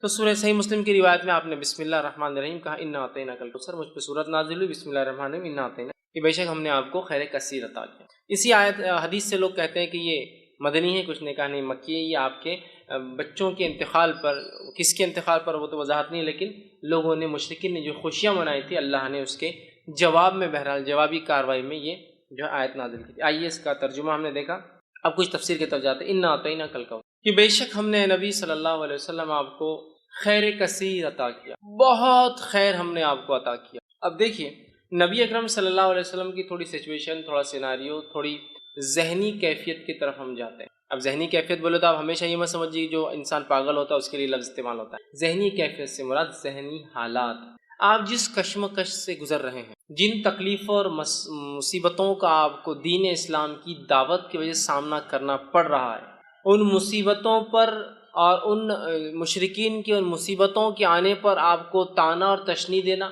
جیسے کہ آپ کی 2 بیٹیوں کے نکاح جو ہو چکے تھے ابو لہب کے بیٹوں سے، جیسے ہی آپ نے ابھی ودائیگی نہیں ہوئی تھی، نکاح ہوا تھا، جیسی دعوت اسلام کی بات کی، طلاق دلوا دی۔ نبی اکرم صلی اللہ علیہ وسلم اور دیگر انبیاء علیہ الصلوۃ والسلام یہ انسان تھے، یاد رکھیں۔ فرق یہ تھا کہ ان تک اللہ وحی بھیجتا تھا اور یہ چنے ہوئے لوگ تھے، اسی سے لفظ مصطفیٰ آتا ہے، اللہ جس کو چن لیتا۔ اس کے علاوہ دیگر معاملات میں انسانی نفسیات، کیفیتیں اور حالات ہمارے اور انبیاء کے ایک جیسے، ذہنی اذیتیں ان کو بھی پہنچتی ہے، اگر کوئی وہ کرے تو تکلیفیں ان کو بھی آتی ہے، وہ بھی پریشان ہو اٹھتے ہیں، وہ بھی کبھی خیال کرتے ہیں کہ یہ کر لوں، لیکن اللہ اپنی ہدایت سے، اپنی وحی سے کہتا ہے نہیں یہ ٹھیک نہیں، نبی کی شان کے لائق ہے، نہیں فلاں کر لوں، تو وہ انسان ہوتے ہیں، یاد رکھیے، سوائے اس کے کہ ان کو سیدھا وحی سے گائیڈنس کیا جاتا ہے، سیدھا وحی کے ذریعے ان کی ہدایت، ان کی مارگدرشن، ان کی رہنمائی کی جاتی ہے۔ اب اندازہ لگائیے اس مشن کے اندر جہاں بیٹیوں کو طلاق دے دی جا رہی ہے، پڑوسی ابو جہل روز کچرا ڈالتا ہے اس لیے کہ دعوت کی وجہ سے، اسی طرح آپ کا سوشل بائیکاٹ کیا جا رہا ہے، سارا سماج آپ کے خلاف ہے، اس میں آپ کے بیٹوں کا انتقال ہونا، اور ایک ایسے سماج میں جس سماج میں بیٹے ہی سب کچھ ہے، عزت اور بڑائی اور پتہ نہیں کیا کیا تھے، لڑکوں کا ہونا بہت عربوں کے نزدیک، بہت عربوں کے نزدیک کیا، آج میں کہوں گا ساری دنیا کا معاملہ وہی، لڑکوں کا ہونا اور لڑکیوں کا ہونا، اس سے آپ فرق پتہ چلتے، ایک شخص کا چہرہ اگر آپ کو کالا دکھ جائے، بہت ہی پریشان حال دکھ جائے، تو ایک اندازہ ہو جاتا ہے، اور ہسپتال سے نکل رہا ہے شاید لڑکی پیدا ہوئی۔ ایک شخص خوش اور خرم نظر آ رہا ہے اور بہت وہ خوش ہو رہا ہے اور کوئی بانٹ رہا ہے، تو آپ کو اندازہ ہو جاتا ہے اس کو لڑکا پیدا، بیٹا پیدا ہوا ہوں گا، تبھی اتنی خوشیاں منائی جا رہی۔ تو ہر سماج کا آج ہم دیکھتے یہی حال ہے، ٹھیک۔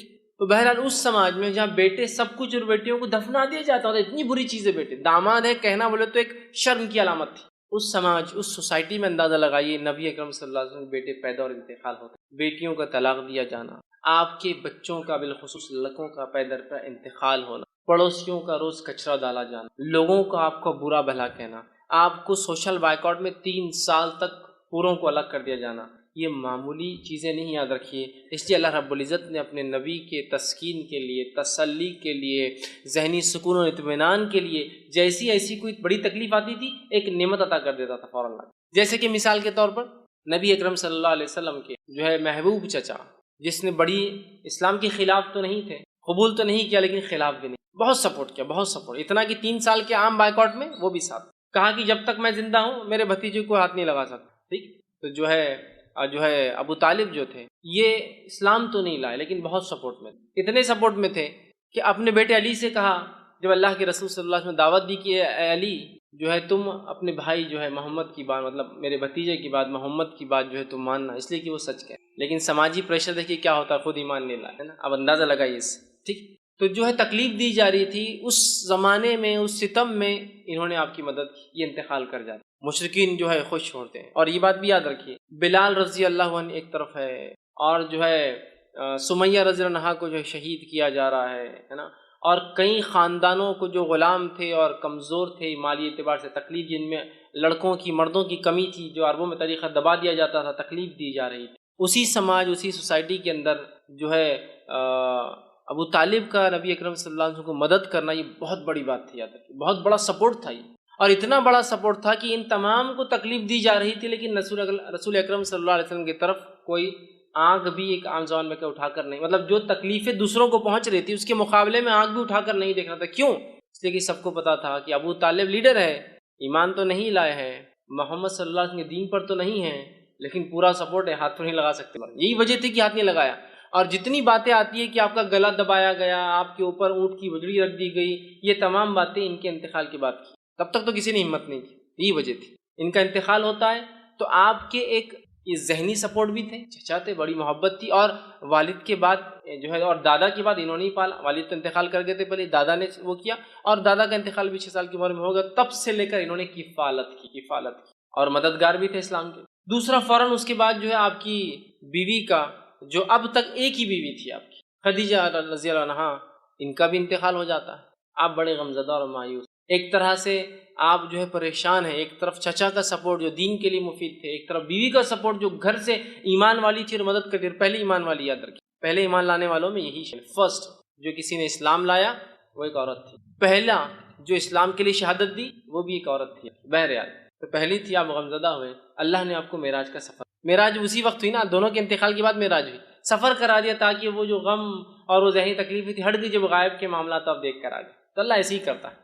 اب دیکھیں نبی کو تکلیف دی جا رہی ہے، بیٹے کا انتقال ہو گیا، لوگ مذاق اڑا رہے، ایک آیت آ رہی ہے، ایک سورت آ رہی ہے، غم کی کوئی ضرورت، یہ کہہ رہے ہیں کہ تمہارا لڑکا انتقال کر گیا، تمہارا بیٹا مر گیا، کوئی مسئلہ نہیں، نہ آتا ہی نہ کل کوثر، ہم نے تم کو خیر کثیر عطا کر دیا نا، کیوں تم غم کر رہے ہو چھوٹی موٹی چیزوں پہ دنیا میں جو کھو رہی ہے تم سے، خیر کثیر عطا کر دیا، بہت زیادہ خیر ہم نے آپ کو اے نبی نواز دیا، یہ کسی بھی شکل میں ہو سکتا ہے، دنیا کی نعمتوں کی شکل میں، اور ہم نے دیکھا نبی اکرم صلی اللہ علیہ وسلم کی زندگی میں آپ لیڈر کہلائے، آپ نے جو ہے ایک ملک کے آپ سربراہ کہلائے، اور جو جس زمین سے آپ کو بے بس اور بے سہارا اور تکلیف دے کر نکالا گیا تھا، اس زمین پر اللہ رب العزت نے آپ کو ایسے واپس غلبے کے ساتھ لایا کہ جو مشرکین اور جو آپ کے دشمن تھے وہ گھٹنے کے بل آ چکے تھے، جن کے پاس منہ کھولنے کے لیے کوئی چارہ نہیں تھا، مطلب اللہ نے ایسا نوازا کہ ایک انسان جس کو 13 سال تکلیف دے کے اپنے شہر سے نکالا گیا، جب وہ واپس اپنے شہر میں آتا ہے تو ایک فاتح کی حیثیت سے، اور آج سب خدا اس کے جو ہے گھٹنوں پر آ جاتے ہیں، دیکھیے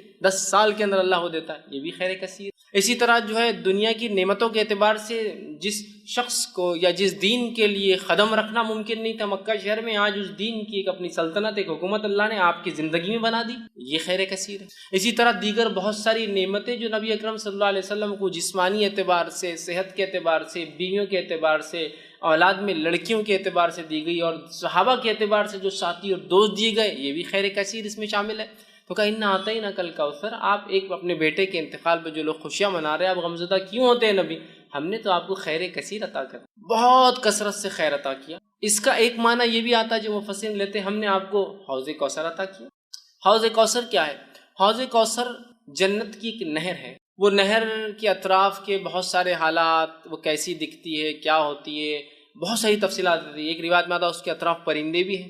ابو بکر صدیق رضی اللہ عنہ بیٹھے تھے کہ اللہ کے رسول، نہر کا پانی تو بڑا اچھا ہوگا، تو کہا شہد سے بھی زیادہ میٹھا ہے، دودھ سے بھی زیادہ سفید ہے، ٹھیک ہے، بڑی اس کی خصوصیتیں ہیں۔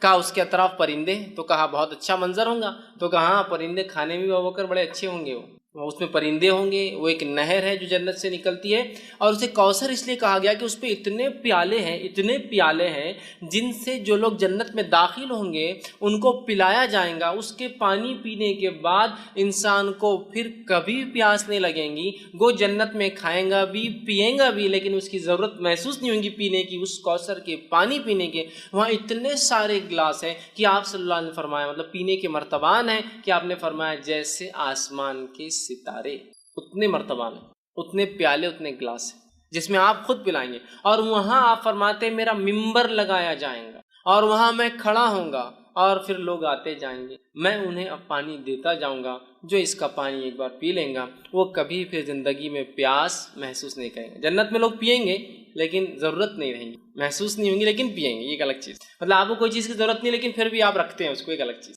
تو یہ کوثر ہے، تو کہا ہم نے آپ کو حوض کوثر عطا، جس کا پانی پی کر لوگ پیاس محسوس نہیں کریں گے، جس پہ اس کثرت سے لوگ پانی پئیں گے جس کی وجہ سے کوثر اسے، اس کثرت سے پیالے ہیں اور ہر ایک انسان کو ایک پیالہ۔ اور آسمان کے ستارے کتنے ہیں، میں سمجھتا ہوں یہ ممکن نہیں ہے ہمارے لیے، ٹریلینس آف سٹار، صرف ایک ایک چھوٹی چھوٹی گیلیکسیز ہوتے ہیں، ٹریلینس، تو اتنے اس کے پیالے، اسی وجہ سے کوثر کا۔ تو ہم نے آپ کو حوض کوثر عطا کیا۔ حوض کوثر کا جو واقعہ صحیح مسلم میں آتا ہے، آپ نے فرماتے ہیں میرا ممبر لایا جائے گا، میں کھڑا ہوں گا، لوگ آ رہے ہوں گے، میں پانی پلا رہا ہوں گا، اور کچھ لوگ آ رہے ہوں گے تو انہیں دھکے دے کر پیچھے کیا جائے گا، میں کہوں گا اے فرشتوں یہ میری امت کے لوگ ہیں، انہیں آنے دو، انہیں آنے دو۔ فرشتے کہیں گے اللہ کے رسول صلی اللہ علیہ وسلم آپ کو نہیں پتہ آپ کے جانے کے بعد انہوں نے کیا کیا؟ آپ سب کہیں گے کیا کیا؟ وہ کہیں گے انہوں نے آپ کے جانے کے بعد آپ کے دین میں بدعتیں ایجاد کی۔ بدعت مطلب نئے کام کیے، نئے اعمال کی جو آپ نے نہیں بتائے تھے۔ آپ سب کہیں گے سحقاً، دور لے جاؤ، میں نظر دور لے جاؤ، اس لیے کہ میرے جانے کے بعد یہ کیا دین کے ساتھ انہوں نے، تو بدعتی لوگ اس حوض کوثر پہ سے پانی نہیں پی۔ اس سے ایک مسئلہ یہ بھی نکلتا ہے نبی اکرم صلی اللہ علیہ وسلم کو امت کے اعمال کا پتہ نہیں ہے، اسی لیے آپ کو کہا جائے گا آپ کو پتہ نہیں کیا کیا گیا۔ لیکن یہاں لوگ ایک چیز لاتے نہیں، نبی اکرم صلی اللہ علیہ وسلم کو یہ تو پتہ ہوگا کہ میری امتی ہے نا، تو یاد رکھیے یہ تو آپ کو بتایا جائے گا اور ہر امت پہچانی جائیں گی۔ کچھ روایتوں میں آتا ہر کسی کے پیچھے جھنڈے ہوں گے، فلیگز ہوں گے جس سے پہچانے جائیں گے کون ہے۔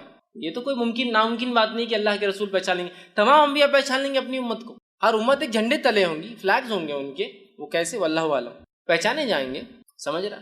یہ تو آپ کو بتایا جائے گا لیکن آپ کو پتہ نہیں ہوگا امت نے کیا کیا، اس لیے کہ آپ عالم الغیب نہیں۔ تو یہاں پتہ چلا اس خیر کثیر کو اگر حاصل کرنا ہے ایک امتی کو، تو اسے چاہیے کہ نبی اکرم صلی اللہ علیہ وسلم کے دین میں بدعت ایجاد نہ کرے، ورنہ حوض کوثر پہ سے اس کو پیچھے کر دیا جائے گا، عام الفاظ میں کہوں تو ہکال دیا، اور اسے پانی نصیب نہیں ہوگا۔ تو جو جام کوثر پینا چاہتا ہے اپنے نبی کے ہاتھ سے، تو اسے چاہیے کہ اپنے نبی کے طریقے پہ ساری زندگی، اور اس میں کوئی چیز نہ کمی کرے نہ کسی چیز کا اضافہ کرے، ورنہ اس حوض کوثر پہ سے اسے نکال دیا۔ تو کہا اِنَّا أَعْطَيْنَا الْكَوْثَرَ، اے نبی ہم نے آپ کو خیر کثیر حوض کوثر عطا کیا۔ اور دونوں باتیں درست ہیں، اس لیے کہ حوض کوثر خود ایک خیر کثیر کا حصہ بھی ہو سکتی ہے، بہت زیادہ خیر کا حصہ، دنیا میں مختلف چیزوں کے اعتبار سے خیر ہم نے آپ کو عطا فرمایا، اور آخرت میں دیکھیے صحابہ خود ایک جو ہے نبی اکرم صلی اللہ علیہ وسلم کو ایک خیر کثیر جو عطا کیا تھا اس کی ایک علامت ہو سکتے ہیں کہ عیسیٰ علیہ السلام کے حوارین کی تعداد 11 یا 12 آتی ہے۔ آپ سے خود فرماتے ہیں کچھ انبیاء ایسے ہوں گے روز قیامت جو اکیلے آ جائیں، ایک بھی فالوور، ایک بھی ماننے والا نہیں، کچھ کے پیچھے 2 ہوں گے، 1 ہوں گے، پیچھے 2 ہوں گے، کچھ کے پاس 80 ہوں گے، بس اتنے ہوں گے۔ اور میں دیکھوں گا بنی اسرائیل بہت تعداد ہے موسیٰ علیہ السلام کی امت، اور میں امید کرتا ہوں کہ میری قوم اس سے زیادہ ہوں گی۔ اور پھر آگے آپ نے فرمایا کہ تم جو ہے اولادیں پیدا کرو، اس لیے کہ میں اس روز جو ہے تمہاری تعداد پر فخر، سمجھ رہے ہیں بات؟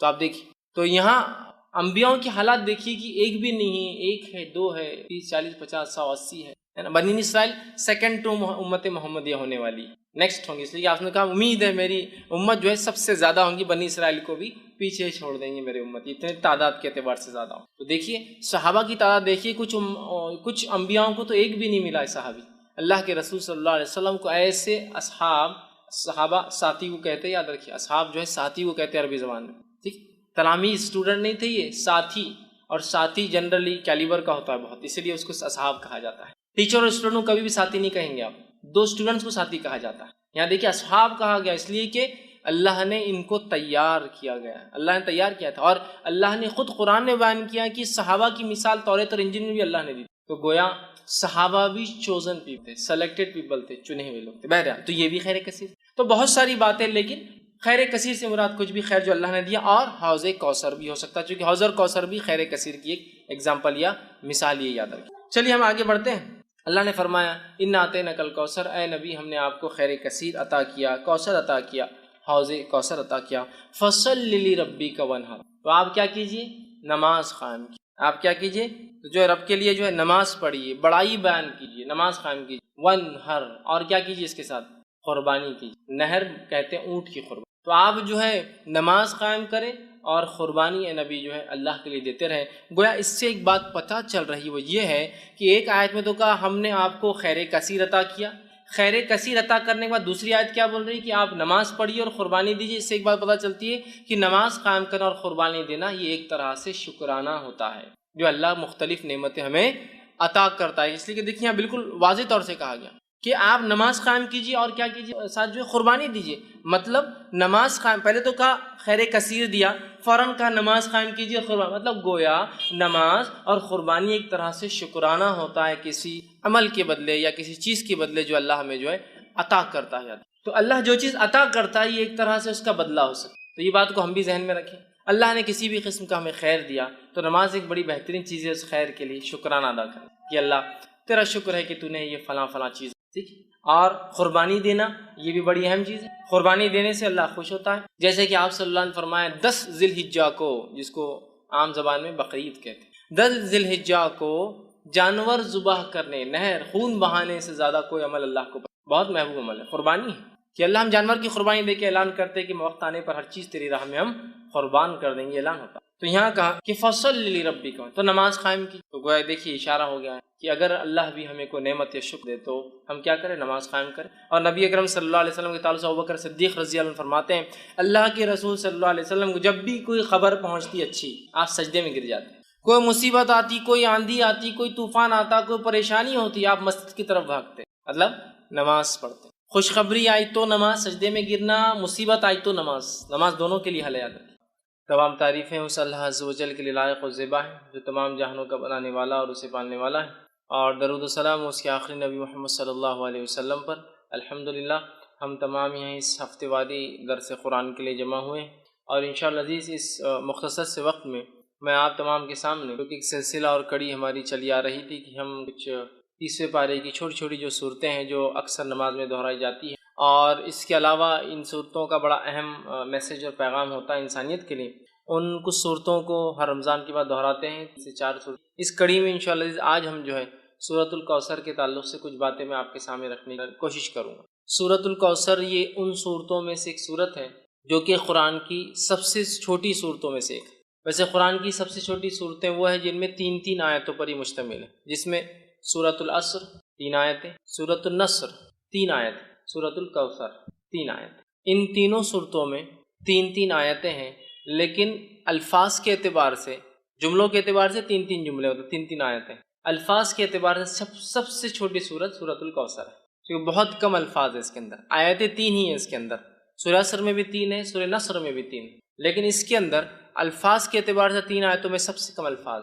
تو گویا ایک طرح سے اگر کہا جائے تو قرآن کی سب سے چھوٹی صورت میں آپ کے سامنے آج رکھنے کی کوشش کروں گا کہ اللہ رب العزت میں کیا فرمانا چاہتا ہے، اور اسی بنیاد پر فقہا لکھتے ہیں کہ کم از کم جب ایک انسان نماز پڑھے تو 3 آیتیں پڑھے، کیونکہ اللہ نے سب سے چھوٹی صورت جو ہے وہ 3 آیتوں پر مشتمل کی، اسی سے وہ کہتے ہیں کہ 3 آیتیں کم از کم چھوٹی ہو تو پڑھنا چاہیے، ہاں اگر بہت بڑی ہو سے آیت الکرسی ہے تو ایک بھی کفایت کر جاتی ہے، لیکن اگر چھوٹی پڑھنے تو پھر 3 کم از کم پڑھے۔ وہ انہی صورتوں کی بنیاد پر کہ اللہ نے ایک سورے کے لیے کم از کم جو ہے کوانٹٹی یا جو آیتوں کی نمبرنگ طے کی ہے وہ 3 ہے، یاد رکھیے۔ تو بہرحال ہم قرآن کی سب سے چھوٹی صورتوں میں سے ایک صورت کا جو ہے چونکہ تینوں 3 آیتوں پر مشتمل ہے، اس کی جو ہے تفسیر دیکھنے کی جو ہے کوشش کریں گے، اس لیے کہ اس صورت کے اندر بہت اچھا ایک میسج اور پیغام ہے۔ اس صورت کے تعلق سے جو ہے یہ بات میں علماء نے اختلاف کیا ہے کہ یہ مکی ہے مدنی، کچھ نے کہا نہیں مدینے میں بھی یہ ہو گئی تھی، کچھ نے کہا نہیں یہ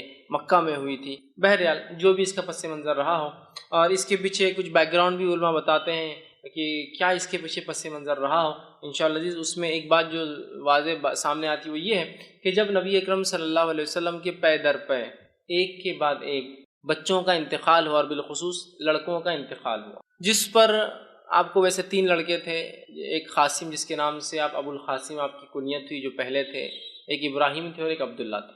تو بہرحال آپ کو 4 لڑکیاں اور 3 لڑکے تھے، تو تینوں کا پے در پے انتقال ہو گیا۔ جب تینوں لڑکوں کا انتقال ہوا تو مشرکین خوشی منانے لگے، کیونکہ مشرکین، اور جیسا آج ہمارا بھی حال ہے، ایک مادہ پرست ٹوٹلی میٹریلسٹک سوسائٹی میں ہم لوگ رہتے ہیں، جس میں مادہ اور انسان کیا پزیس کرتا ہے، کیا اس کے پاس ہوتا ہے، اس سے اس کی عزت اور توقیر۔ اور اسی کڑی کے اندر ایک اور چیز جو سماج کا بہت بڑا مسئلہ بھی ہے، اور وہ یہ ہے کہ لڑکوں کا ہونا اور نہیں ہونا۔ جب نبی اکرم صلی اللہ علیہ وسلم کو لڑکے نہیں ہوئے، اس سماج میں جس سماج میں لڑکے فخر کی علامت تھے، لڑکوں کی زیادتی پیدائش کے اعتبار سے سماج کے اندر ایک بہت بڑا رتبہ رکھتی، اس سماج میں جس سماج کے اندر لڑکیوں کو زندہ دفنا دیا جاتا تھا اور لڑکوں کو رکھا جاتا تھا، اس سماج میں نبی اکرم صلی اللہ علیہ وسلم کے پے در پے ایک کے بعد ایک 3 لڑکوں کا انتقال ہونا گویا مشرکین کے لیے ایک طرح سے آپ کے مشن کے انسکسیسفل ناکامیاب ہونے کی ایک دلیل تھی۔ تو مشرکین میں سے کچھ لوگوں نے خوشیاں منائی، آوازیں اٹھائی، اور کہا کہ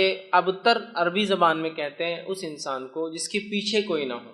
عام زبان میں اس کا ترجمہ کیا جاتا ہے دم کٹا، پیچھے کوئی نہ ہو، پیچھے کوئی، جیسا کہ ایک گاڑی چلے گی اس کے پیچھے کچھ ٹریلر سے لگ کر جا رہے ہیں، پیچھے کوئی نہ ہو۔ تو ابتر کا ایک معنی یہ بھی تھا کہ اس کے بعد کوئی نسل نہیں ہے جو اس کا نام باقی رکھ سکے، یہ بھی ایک معنی ہے۔ تو انہوں نے خوشیاں منائی۔ یہ خوشیاں کس نے منائی، اس کے تعلق سے بہت سارے مختلف اقوال آتے ہیں کہ ابو لہب تھا جس نے منائی، کس نے کہا نہیں ابو جہل تھا جس نے خوشیاں منائی، بہرحال اور بھی نام آتے ہیں مشرکین یا کفار کے جنہوں نے خوشیاں منائی۔ تو مفسرین لکھتے ہیں کہ یہ شاید اس کی وجہ بنی کہ یہ صورت نازل ہوئی، لیکن یقینی طور سے ہم نہیں کہہ پائیں گے کیا، لیکن چونکہ سورہ کا جو اینڈنگ اس انداز سے ہو رہی ہے، اس سے اندازہ یہی لگایا جا سکتا ہے کہ شاید یہی واقعہ ہوا ہو کہ آپ کے بچوں کا انتقال، اس میں بھی بہرحال اختلاف ہے کہ کس بیٹے کے انتقال پہ یہ منایا گیا، لیکن بہرحال لڑکے کے انتقال پر مشرکین نے جو خوشیاں منائی، اسی کی رد میں اللہ رب العزت نے اپنے نبی کو صبر، دلاسا، ہمت افزائی کرنے کے لیے یہ سورت کو جو ہے نازل کی۔